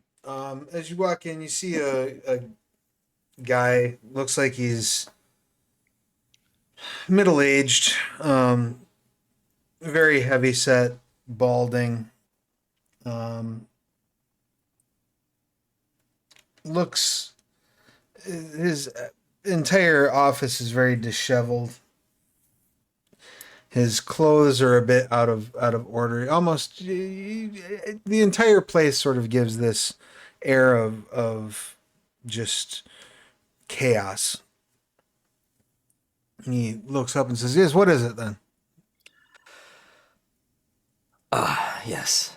We're representatives from House Essus and Tepet on a wild hunt here. Oh, welcome. Glad you've arrived.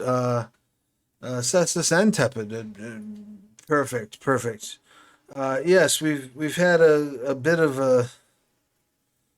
a problem here. You come by way of Wujan then? Yes. Yes. Excellent. Glorious. Yes. So this woman, this Summer Rain woman, began making noise amongst the peasantry about 2 months ago. We thought little of it until someone had reported seeing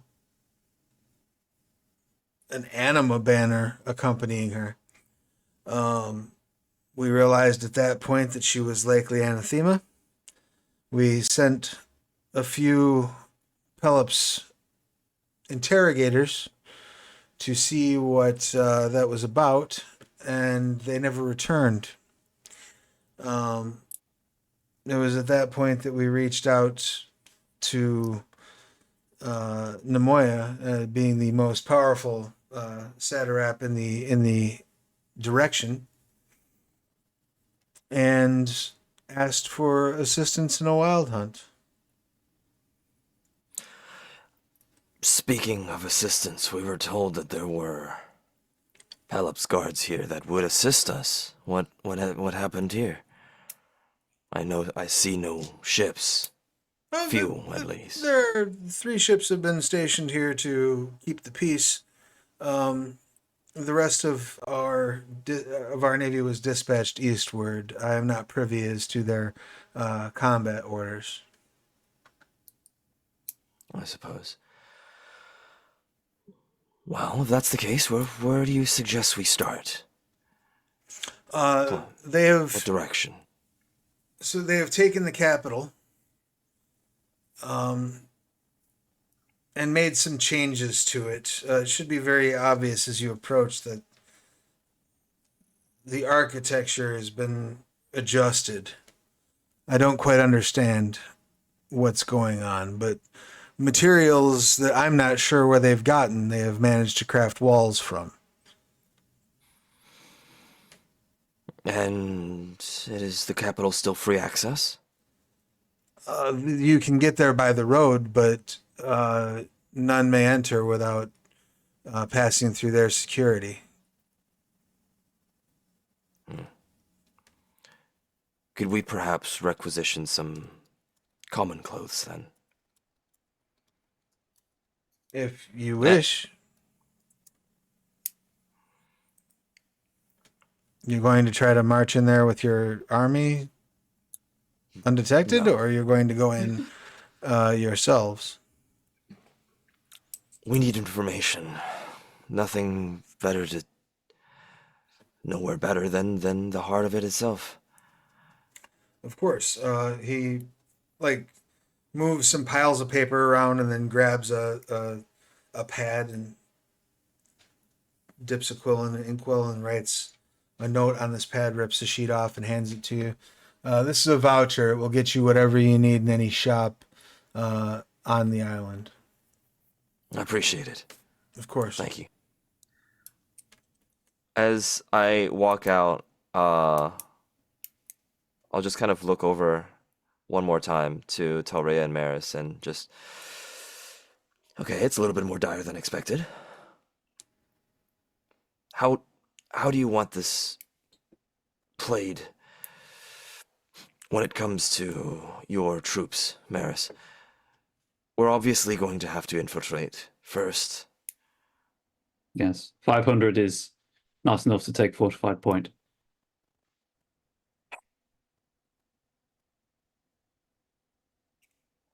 The easiest thing to do would be establish a timeline wherein they give us a grace period to infiltrate, do what we need to do, and then perhaps cover our exit. I don't have any means of contacting them at a distance,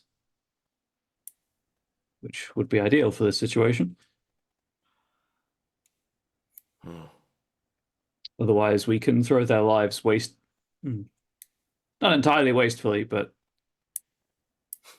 make them less useful than perhaps they could otherwise be in a diversion to allow us to gain entry into the city. Probably not that. No, that is not my preferred option. Telrea, do you have any ideas? We could always just, leave the army out here while we go on our little diplomacy mission. Sneak out if need be. Because if we come in with troops, they're going to assume that we're going to infiltrate, that we're trying to take over. We don't want that. Of course, but how out of character, how far is the this port city to the capital?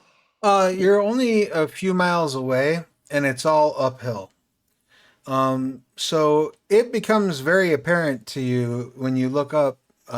You can kind of see what looks like the edge, like perhaps the tips of some buildings and maybe a city wall. Which strikes you as a bit odd because you do note that all of the construction on the dock, the warehouses, all this is all wood construction. You're pretty sure that you're not quite sure at this distance what the materials are you're seeing up there in the capital, but you're sure it's not wood. Probably some type of stone, perhaps, that have been quarried. You're not sure.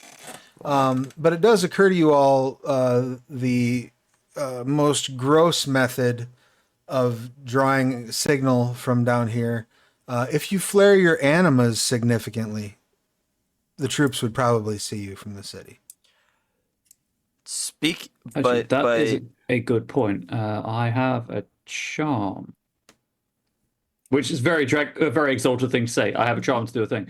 I can create a storm. Good signal. Yeah. Obviously, Travis, it's your ultimate ruling. Storm calling strategies, and it affects like the battlefield for a single battle. Sure. But yeah, you could also be like, yeah, if lightning starts hitting left and right, bring your ass. Like, that's fine. Yeah. Just wondering for our exit strategy because diplomacy, now that I look at it, might be difficult. as I see kind of like the stone structures and whatnot. Mm.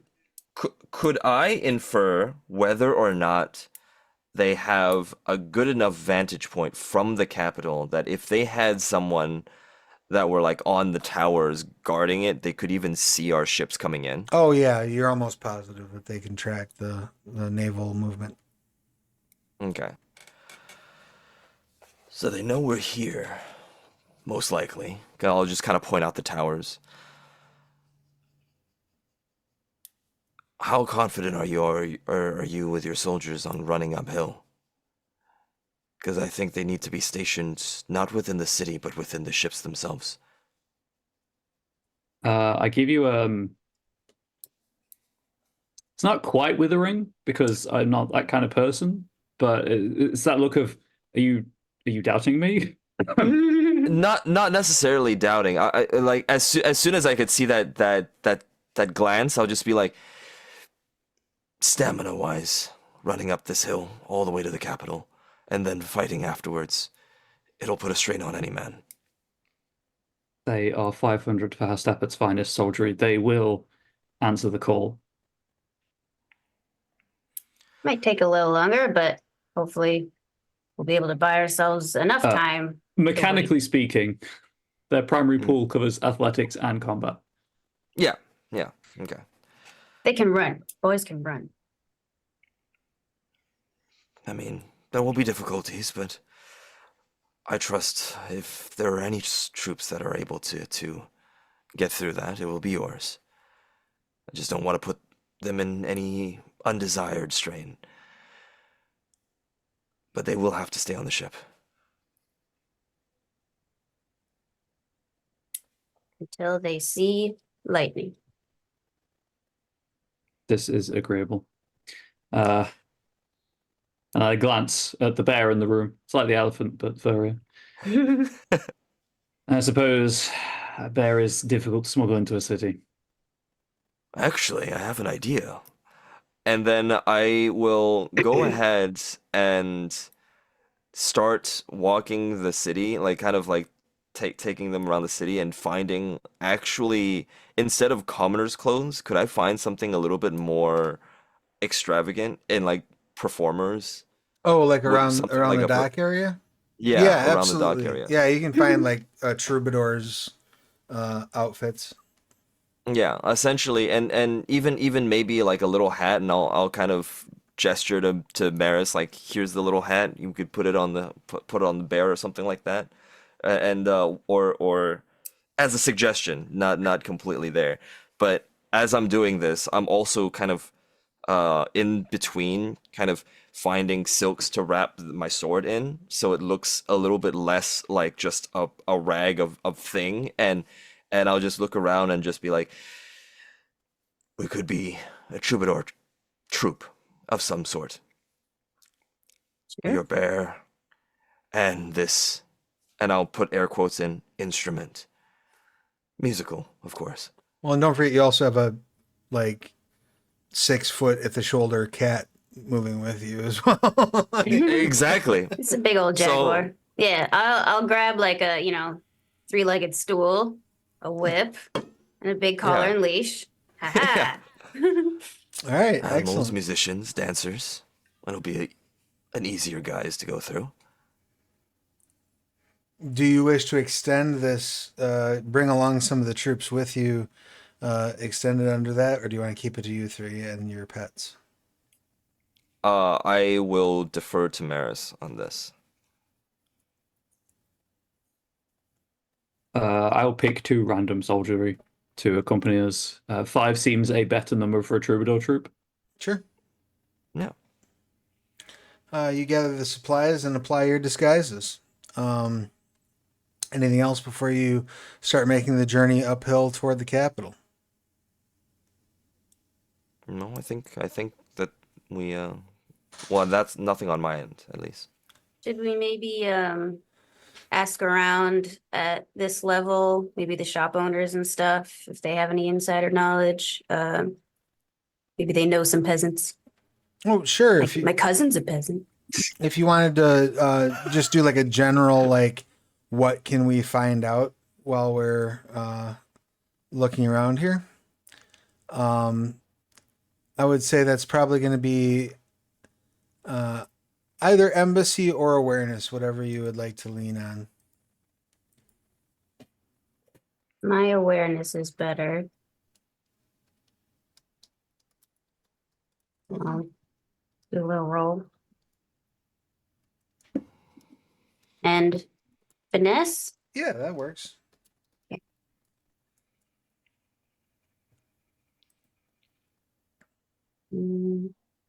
4 successes. So you discover 2 pieces of information.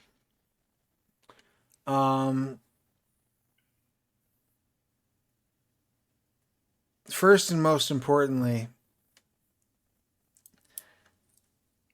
none of the people who live around here realize it until they're discussing it, until like they're answering questions, but none of them can remember the name of the capital city. Oh, that's weird. The other second valid piece of information you find is somebody does mention that their family are humble peasantry. They own, or they farm some land on the other side of the capital, and there's a path that you can get to their farmland that would take you kind of around the island that the capital would not be able to see you coming. Ooh. As far as the actual cause, like what has lured these people, no Yeah, I'm one, curious as to like, no one can yeah, really how say. oh, really? Yeah, the few people you talk to who have relatives who are in the capital say that they just basically clammed up and stopped communicating the minute they fell under this woman's sway. Starting to seem less and less like a people-led rebellion where she got them behind a certain cause and more like a straight up takeover, mind control, perhaps. It's definitely weird that they don't remember the name of the city. And that big old walls just sprouted up out of nowhere. Seems There's magical. strange anima at play, for sure. Mm. But knowing what we know now, should we have some of your troops go the back road? Mares. That was exactly what I was thinking. Mm. While I'm loath to divide a reduced force further, perhaps a two-pronged approach is better. And they won't see him coming. You I put will. 250 in behind the city and 250 on the boats. Yeah. All right. Anything else before you head up the hill?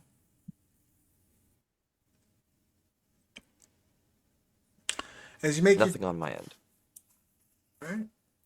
As you make your journey up the hill, you do see some of the like there's a cottage here, a farm there. Again, all the construction here is like wood. There's a little bit of bamboo involved. There's like thatch roofs on some places. But it's all very organic construction. As you get up close enough to where you can see the city, you realize that the city walls appear to be marble, but as strange as that is, it's not nearly as strange as the gates, which you're pretty sure, even at this distance, are star metal. What's that? A strange, it's one of the magical metals. It sort of shimmers in various different rainbow colors in the light. It's a very, very powerful metallic alloy that falls from the sky. Is it like associated with any? Yes, but you can't quite put your finger on what. Could I attempt a sagacity you roll can make to a remember? sagacity roll at difficulty 5. Yeah. I'm gonna. It's not my best, but I'm gonna use force for this because it's a in the moment thing. Sure. Don't have time to consult my books or anything. Just force my brain to remember. Oh, hey, that's good. Oh, that's even better. That's three Oh, I tens, like so that. that's 7 successes. Nice. Nice. You are aware of a group of exalts that work alongside the Dragon Bloods that are sort of within the bureaucracy of heaven known as the Sidereals. They're extremely rare, and their magic is so potent that most people don't know they exist, and those who find them forget they exist after their interaction. Star metal is associated with them, much in the way that jade is associated with you. I would relay this information. And actually, you said you got how many? 6? 7. 7 It was successes? 3 tens and an 8. All right. So My gosh. I do believe, let me just triple check something here.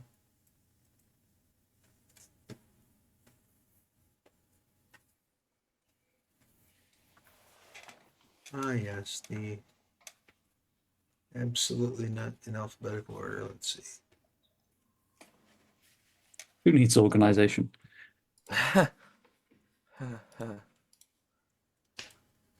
I'm definitely not chuckling on projection. Okay. You also do know that there are some of the alchemical exalts that are resonant with star metal. I would relay that too. Honestly, I'm not sure which I'd prefer it to be. If it's No. a sidereal, that is a potential diplomatic problem. And if it's an alchemical, it's a fascinating avenue of research, of course, but I appreciate not the time or the place. Right. The description fits the former a little bit more, though. At least what is happening with the people. Which is unfortunate, to say the least. But regardless, we need to be inside the capital to find out, so let's see if this works.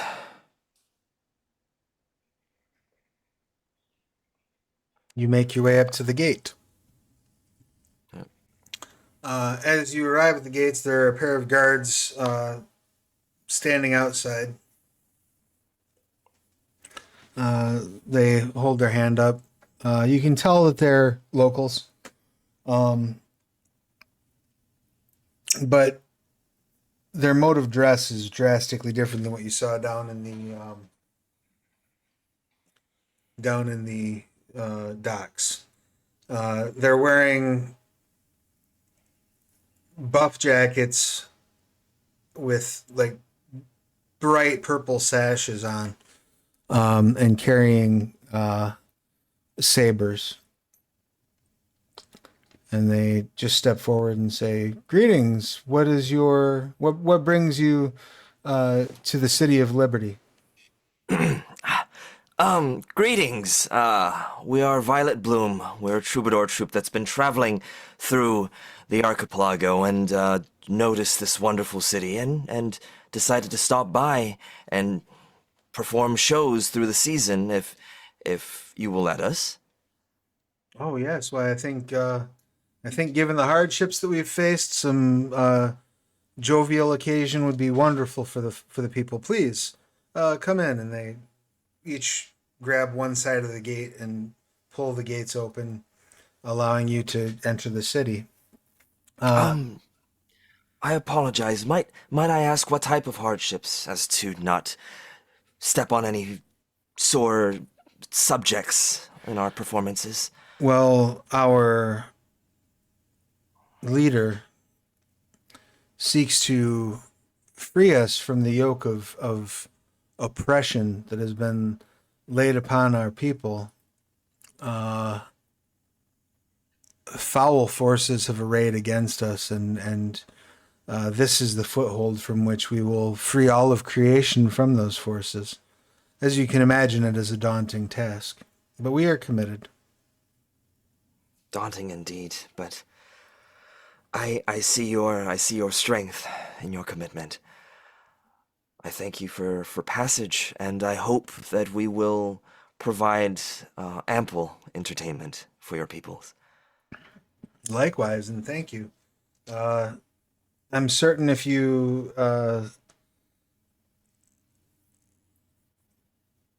head to any of our local inns, you will find plenty of places where you can perform.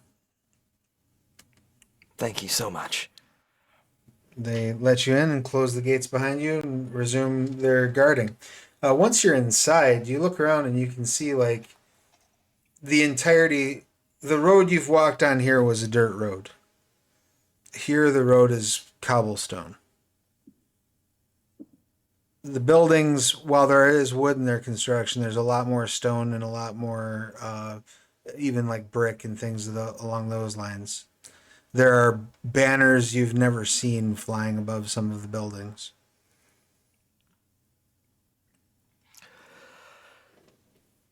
Right. The first step's done. And this is far too much change for 2 months, I would say, Oh yeah. given how it looked down there. We know there is an Exalted at play. Yeah, but 2 months for that gate, too? Alright. Forgive do we me. wanna do this? I'm sorry. I forget that not everyone has been to the heptagram. It's not outside of the realms of possibility of sorcerer's workings. The streets are fairly packed. Lots of people moving around back and forth. You do notice they're all dressed in, again, in a strange manner, and many of them are wearing some sort of a purple in their clothing. You see as they mill about, going about their day-to-day business, there's a market where there's some trade happening. It looks like a bustling city.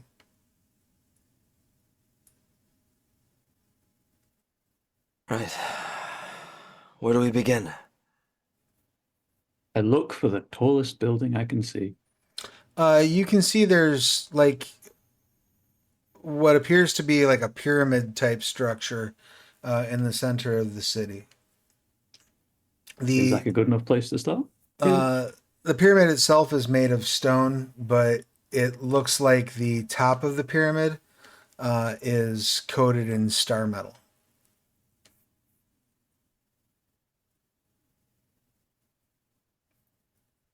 Yeah, well, the star metal tipped pyramid is where we're gonna begin, I guess. All right. You make your way up there. As you arrive at the pyramid steps, there are more guards. They say, travelers, what brings you to the temple? I'll just continue my spiel, but this time after mentioning, I'm sorry.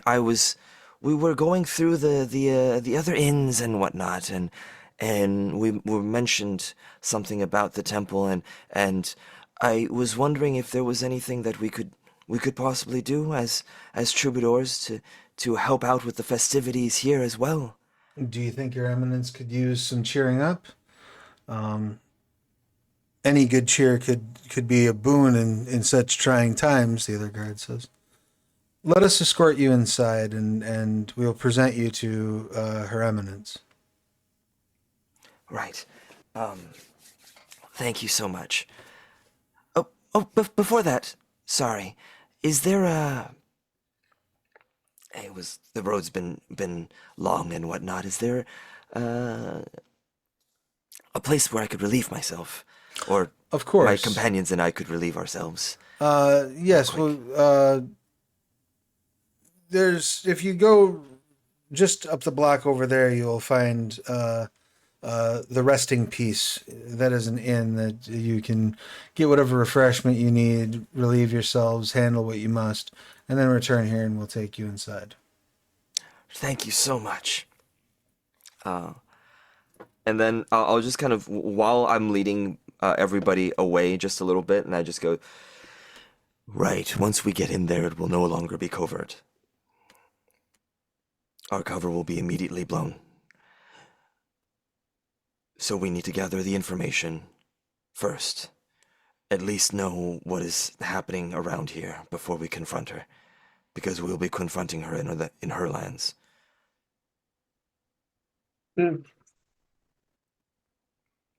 Yeah. So why don't we use this, guys, to split up a bit and gather the information if we can and see how everybody treats this capital now Mm. and what level of shall I say brainwashing, as it seems to be, we're dealing with. Do we need to know more though? If Not we necessarily, but we need to know a little bit more of what we're getting ourselves into before we get into the throne room. You're having this conversation as you're approaching the resting piece, correct? you just kind of like under our breaths, Sure. in like within the crowd and whatnot. You haven't really clocked this until this point, but as you're approaching the resting piece, you realize that the signage is not written in realm script.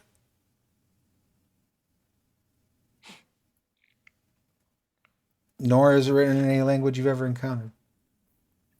I'll kind of pause and I'll just like, Is that supposed to say in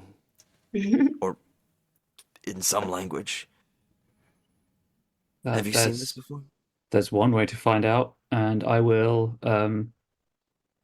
reach into my pocket and pull out my translation crystal, and which is a large flat rectangular crystal in a frame, and I'll place it over the text, and I will. Oh god, I have to commit a mode. Well, actually, like above table. Do we want to? Are we checking this is language, or do we want to know what it says? Language, I think. Okay. Yeah, More do you than recognize know it? what it says. Okay, Yeah. I will not commit the moat right now. Then I will not, risk that anima potential. And if it is a language, it will translate it within the bounds of the frame into Old Realm. Okay. Yes, it does translate it into Old Realm. And it says resting peace. This is apparently our stop. Okay. So not only are the walls changed, the temples changed, the language changed, the peoples changed as well. We know that and I that is slight indication of the head towards the pyramid.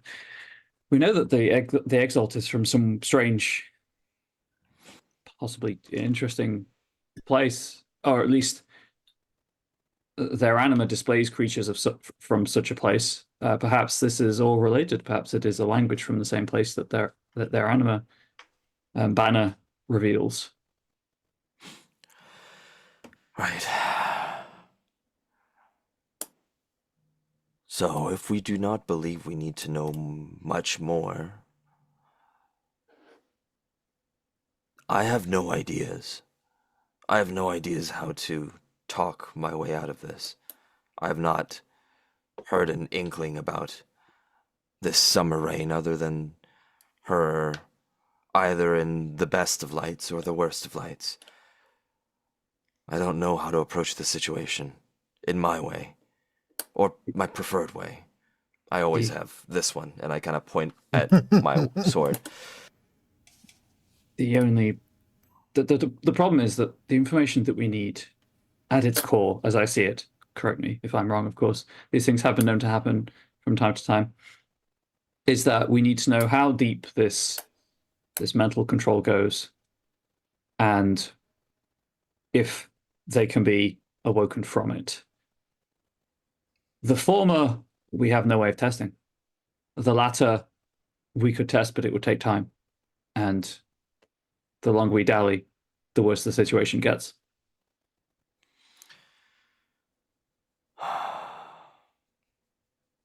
But just hope that if we kill her. It'll all go back to normal. That is our task here, after all. Yeah. Right then, to the throne room we go. Excellent. You gather yourselves, make your way back up, and the guards do absolutely guide you into the temple. They walk into, as you go up the stairs, most of it is exterior. Walking up several flights of stairs, and eventually you reach an entryway in probably about midway in the pyramid. They take you through a complex set of hallways where you do see various folk kind of going about housekeeping type business. They're cleaning, they're dusting, they're making sure the place looks okay. However, you do note an absolute lack of decoration in the place. There are no tapestries. There are places where there are like pedestals that art might sit upon, that like a sculpture might sit upon, but no sculpture. The walls are bare. Yet these people are going through and cleaning and acting as if this is perfectly normal and nothing is unusual about it. And it sinks in that everything that you've encountered so far has this sort of like brand new vibe to it, right? Nothing is cracked, nothing is broken, nothing is dirty. Everything looks like it was made yesterday. Eventually, they lead you into what looks to be like a gymnasium area. There are various poles and obstacles set up. There's a training dummy. And you see a woman, probably about 6'6", white hair pulled up into a bun, wearing a purple, like, buff jacket, similar to the ones that you saw before, but you can clearly see that the various strips are made of star metal. They're practicing with a pair of war fans, but you can also see they have a flame piece on their waist.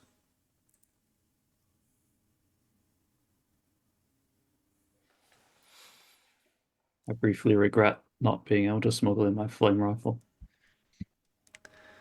They turn and look to you and say, what is this that you've brought? The guards say, traveling troubadours from, where did you say you were from again? Out of the archipelago. Yes, of course. Who come to bring you joy. She nods. I see. Well, I appreciate the gesture and the offer, but I have much work to do. It's very kind of you to offer me amusement, but there's far too much at stake at the moment. I would, if I could dare ask, a plain question, especially in these trying times, as to further help your people, if not you yourself, Your Eminence.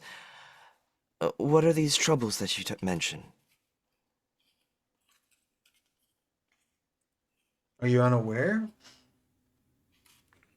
The world is overrun. I have been ordained to free it. Ordained? Overrun by what? Ordained by who?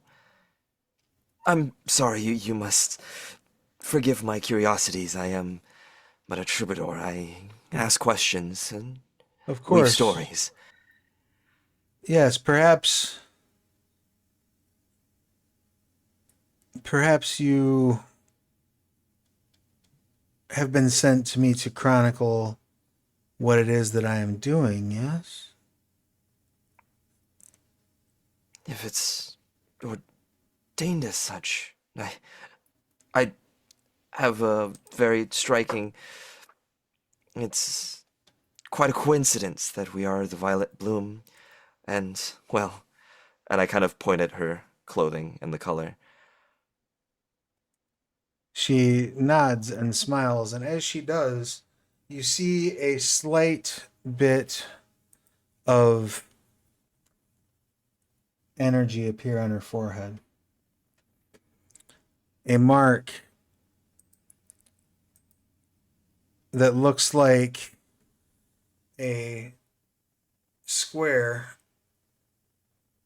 with an upside down cross coming out of the bottom of it. If a square tilted to the side, an upside down cross coming out of the bottom of it, in pure white. She says, "Yes, perhaps you have been sent to chronicle my tribulations. You feel almost like a weight emanate from her, as if her insistence of this, insistence is even a strong word, as if her simply stating this makes it a little more true." Mm-hmm.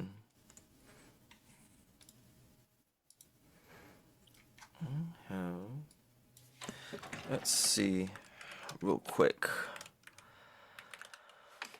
Let me double check something. Sure. Is it possible?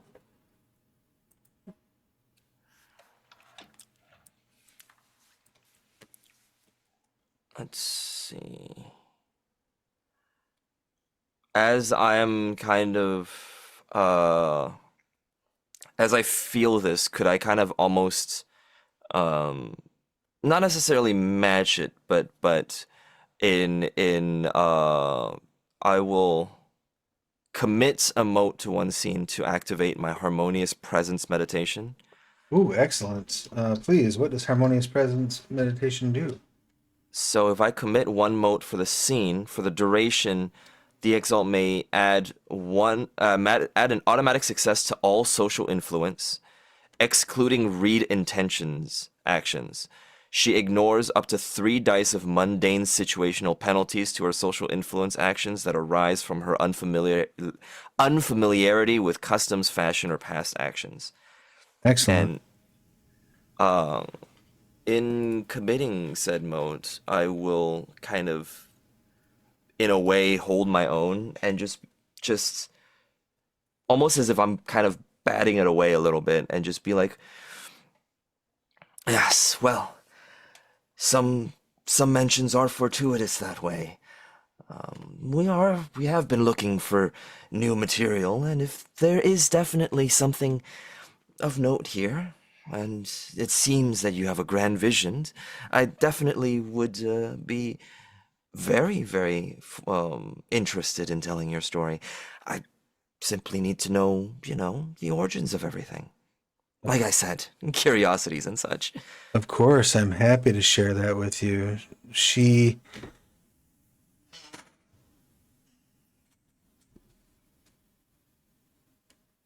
You feel another wave of energy as the mark on her forehead starts to glow a little brighter and starts to oscillate back and forth between black and white.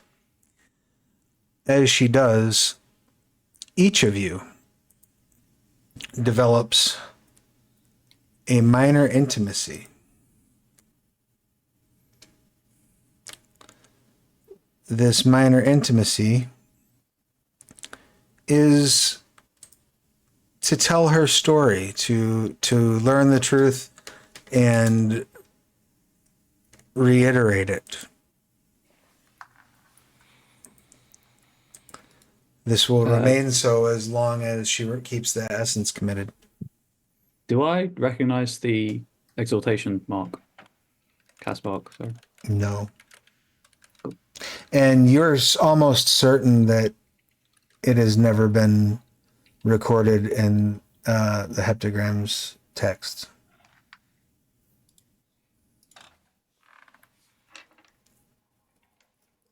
not concerning in the slightest. She says, I go ahead. no, continue. She says, yes, I was ordained. You see, those with the lunar exaltation run roughshod over the world. You know, the culling. As they made their way here to this island of peace, I was able to turn them back. The gods smiled down upon me and gave me their exaltation. And through that exaltation, I was able to drive them away.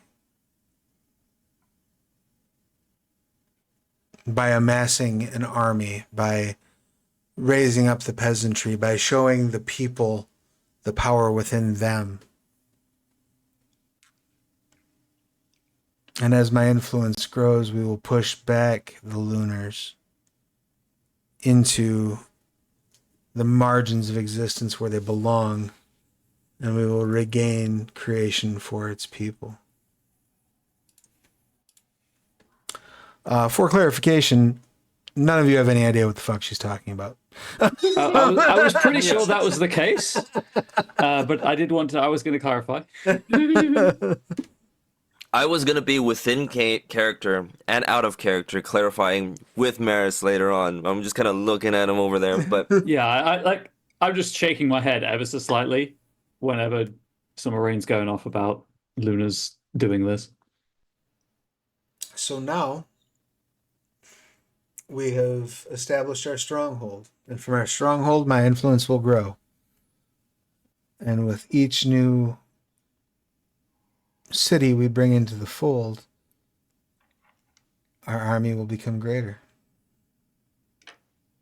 and whose banner are we fly? Are you flying under? For now, I suppose, I guess I would be the leader, but I have no desire to rule.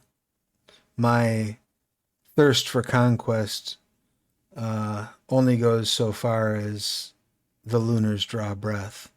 Once that is done, the people may choose who and how to be ruled.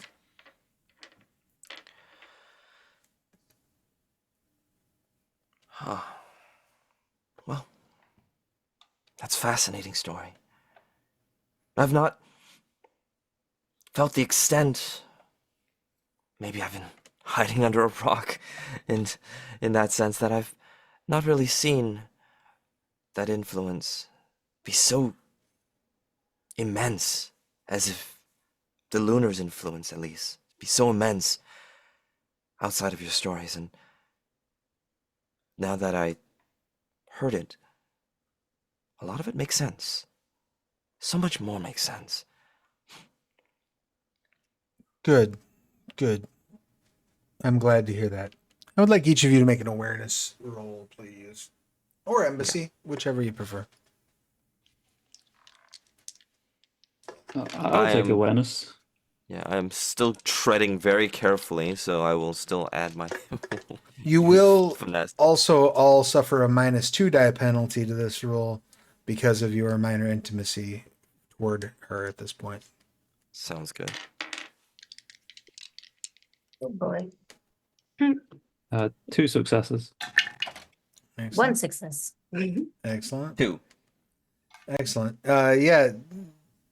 None of you register the briefest pause on her part when you mentioned that you weren't aware of the extent of things, but you can't quite read what that meant.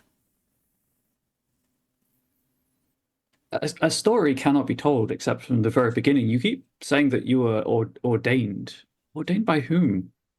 The gods, they struck me with a bolt of exaltation as the lunars fell on this island, and I saw their ships coming in, and I ran to this very spot where this temple was built, and I shouted for the people to rise up, and the energy expanded from me so far, and in doing so, it gathered a fighting force, and that fighting force turned away their ships. I have like a notebook. I'm writing this down. It must be taxing to you then. Oh, quite. Quite. But it is necessary.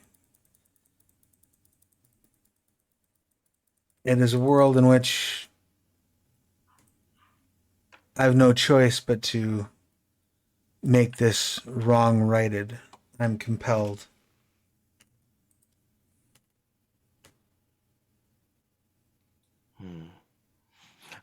Out of character, Yes. what do we know of the Lunars?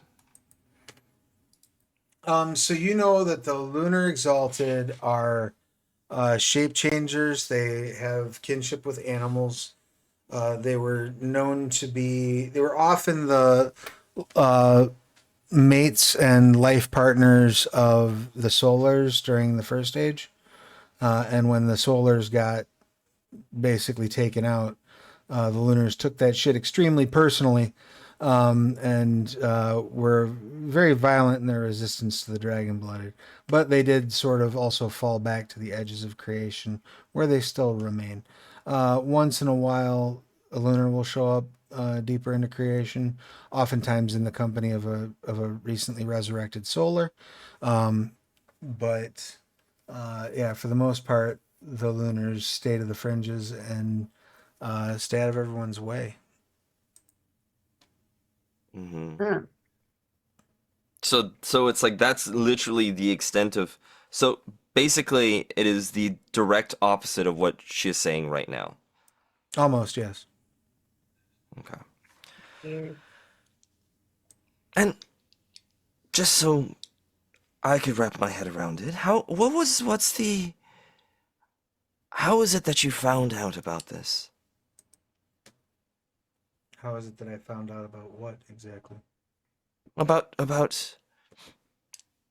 I is it just me? I'll just kind of look towards my companions. Is this just me? I really couldn't fathom the threat that the Lunars possessed until this meeting, and I'm so fascinated by it now, but very.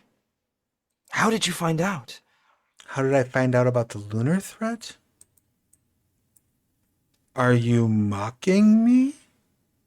No, I genuinely cannot see it. Is that the threat in itself? I'll in my notebook I'll draw the crest of House Pelops. I've seen this marking many places on this island. Is this their sign?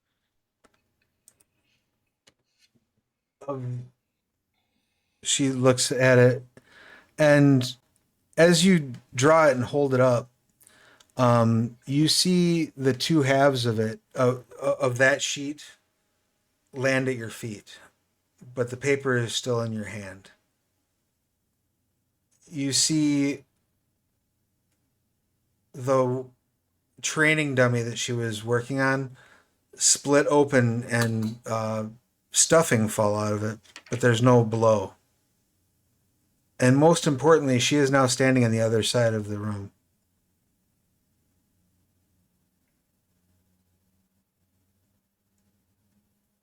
You're certain she didn't move. You're certain that the reality around you itself is hiccuping. And Maris, you have the sudden realization that her being confronted with inaccuracies and inconsistencies with her story is whether through her action or through some side effect of her exaltation, is literally causing ripples in reality. And with that revelation, that's where we'll wrap things up for this session. So, Oh, heck yeah. any questions, comments, complaints, or concerns about today's session? I take reality not working around me quite personally. For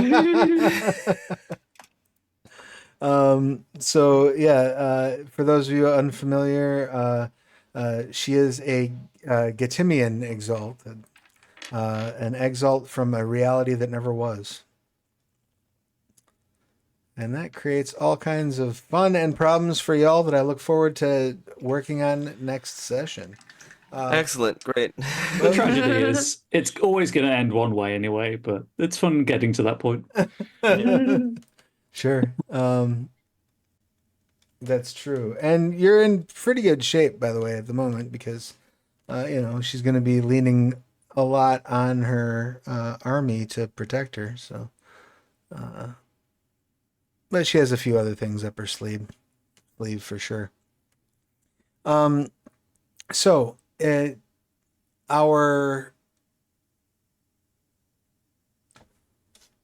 no one is air aspected. Is that correct? I'm air aspect. You are air aspected. Yeah. Okay. Did you take an action toward furthering a long-term goal? I would say you did, in that you took several actions that moved toward expanding the influence of House Tepet, but also B, completing this wild hunt. So you may take an exalt milestone. Let's see. Telrea was water, right? Yep. Would you say that you adapted your plans to accommodate a significant change of circumstances? I would say that that's happened multiple times this session as well. So you may take a exalt milestone for that. And then our wood aspect. Did you experience something new and exciting with a significant character or group in your actions fostered a change in a significant character or group? So experience something new and exciting or create a change. I think so. Well, number one, we had the loyalty oath, but number two, I stopping the fight in the very beginning and having the commander be very kind of angry at it, to feeling a little bit better about his position would potentially be a little bit of a change. Beautiful, yeah. So that would be an exalt milestone for you as well. So you each got an exalt milestone. And I'm just checking to see other ways that milestones would be awarded. Let's see. Forgive me as I dig through.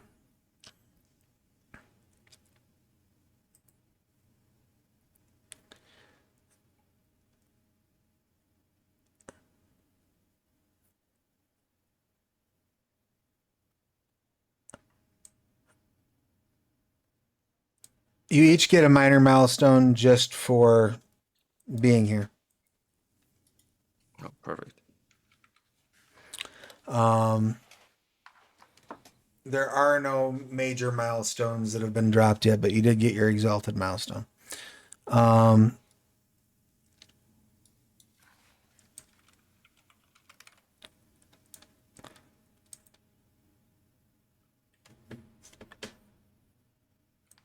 Let's see. When you receive a minor milestone, you can choose to learn a new universal or exalt charm, evocation, martial art, or spell, or you can increase one of your abilities by one. No major milestones were earned. On an exalt milestone, you can learn a new spell, universal, or exalt charm. This does not include martial arts or evocations. Or you can gain a new mode or repurchase a charm. So if there's like an upgrade, you can upgrade it.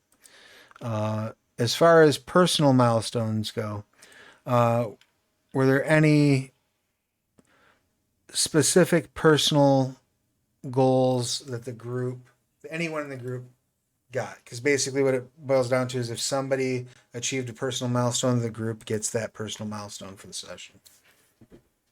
No, mine is to hit something with a ranged attack because that's like Tepet's all about training. I've got close combat down more or less, but I am unskilled at ranged, so that's my the focus of my house training. All right. How about for Telray? Did you have a specific personal goal? I don't think so. Okay. That's fine.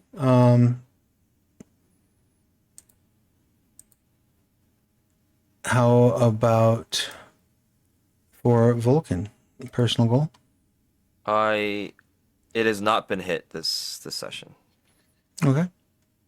Excellent. So yeah, then it should be, I would assume you're looking at one minor, one exalt at the end of the session. Is that correct? Looks to be. I've got on my sheet. All right. Yep. So you can either spend those between now and next session, or you can hang on to them, and we'll go from there. And that is a wrap. We will be back here in 2 weeks' time to further explore the world of Exalted Essence. In the interim, I would like to first off thank my players for being here, and thank those of you who are watching at home, whether it be live or in Memorex. I appreciate you for being here. Thank you so much. I want to remind you all that Exalted Essence is available in POD and PDF via our partners over at Drive Through RPG. And I want to remind you that it will soon be in your friendly local game store. Just keep an eye peeled for that. Thanks for watching, Bunny. I appreciate you being here. And then lastly, I want to make sure that you know that Mythic Shards for Scion is up on Backer Kit. Head over that direction to expand your Scion game with new alternate realities. Lots of fun stuff. Before we say our goodbyes, let's have a final rundown of our players. We will go in reverse order. So Ryan, please tell us who you are, what you do, who you've been playing, your pronouns, their pronouns, and anything you would care to promote. Fantastic. I'm Ryan. Pronouns are they them. I've been playing Tepet Maris. Pronouns he him. And as I mentioned at the top of the episode, I am a freelance writer on his path. I stream on this channel alternate Tuesdays. I'll be back next Tuesday with a generic GM tips thing at 9 a.m. Eastern. I'm available on most social media platforms apart from Twitter, but like the big ones anyway. Tumblr, Tumblr co-host, Blue Sky, just Comrade Bubbles. And for the month of August, I will be reposting RPG a day content. The company that I'm technically in charge of is working with the usual organizers to ensure the smooth running of RPG a day this year. So if you don't know anything about RPG a day, I highly recommend you swing by Autocratic, AUTOCRATIK.com for more information on RPG a day. And if you want to pop that in the Zoom chat, I will paste it in, or you can just put it in the chat. You got mod privileges. Yeah, I'm just checking I got the spelling right. Yep. Like going there myself. Beautiful. And while you're grabbing that, Michael, your pertinence, please. My name's Michael, he, they. Played Cessus Volcan, he, him, and I am a sound designer, composer, voice actor, writer, and streamer as well, but still like I said, restructuring for the time being. There are things in the future that are still planned, and when they do come up, I will let y'all know. But for now, I exist. Beautiful. Excellent. Well, we appreciate you being here, and we will look forward to spreading the word about whatever pops up in the interim. And last but not least, that brings us over to Bliss. Your pertinence, please. My name is Bliss Steele, pronouns she, her. I was playing Cessus Telrea Penumbra, also she, her. I stream video games on spicy sites, and if you are over 18, you can go to blisssteel.com to check out my schedule and see all my links. I am also on Twitter and other stuff as at blisssteel. Yeah, that's pretty much it. Thank you so much for being here, Bliss. Always a pleasure. And that leaves me. My name is Travis. My pronouns are he and they. When I'm not running games, I'm writing them. I will not be back here again until week after next, because next week I'm going to be at Gen Con. So if you're going to be at Gen Con too, come find me and we'll talk. Let's play a game. We can, high five or maybe hug. I don't know. It's a free for all. It's going to be a wild time. Pop up and see me. If you're not going to be at Gen Con, I'm sorry, but we'll try to have some fun on your behalf. Till then, wash your hands, get your shots, take care of yourselves and each other, and we will see you here in 2 weeks' time. Bye, everybody.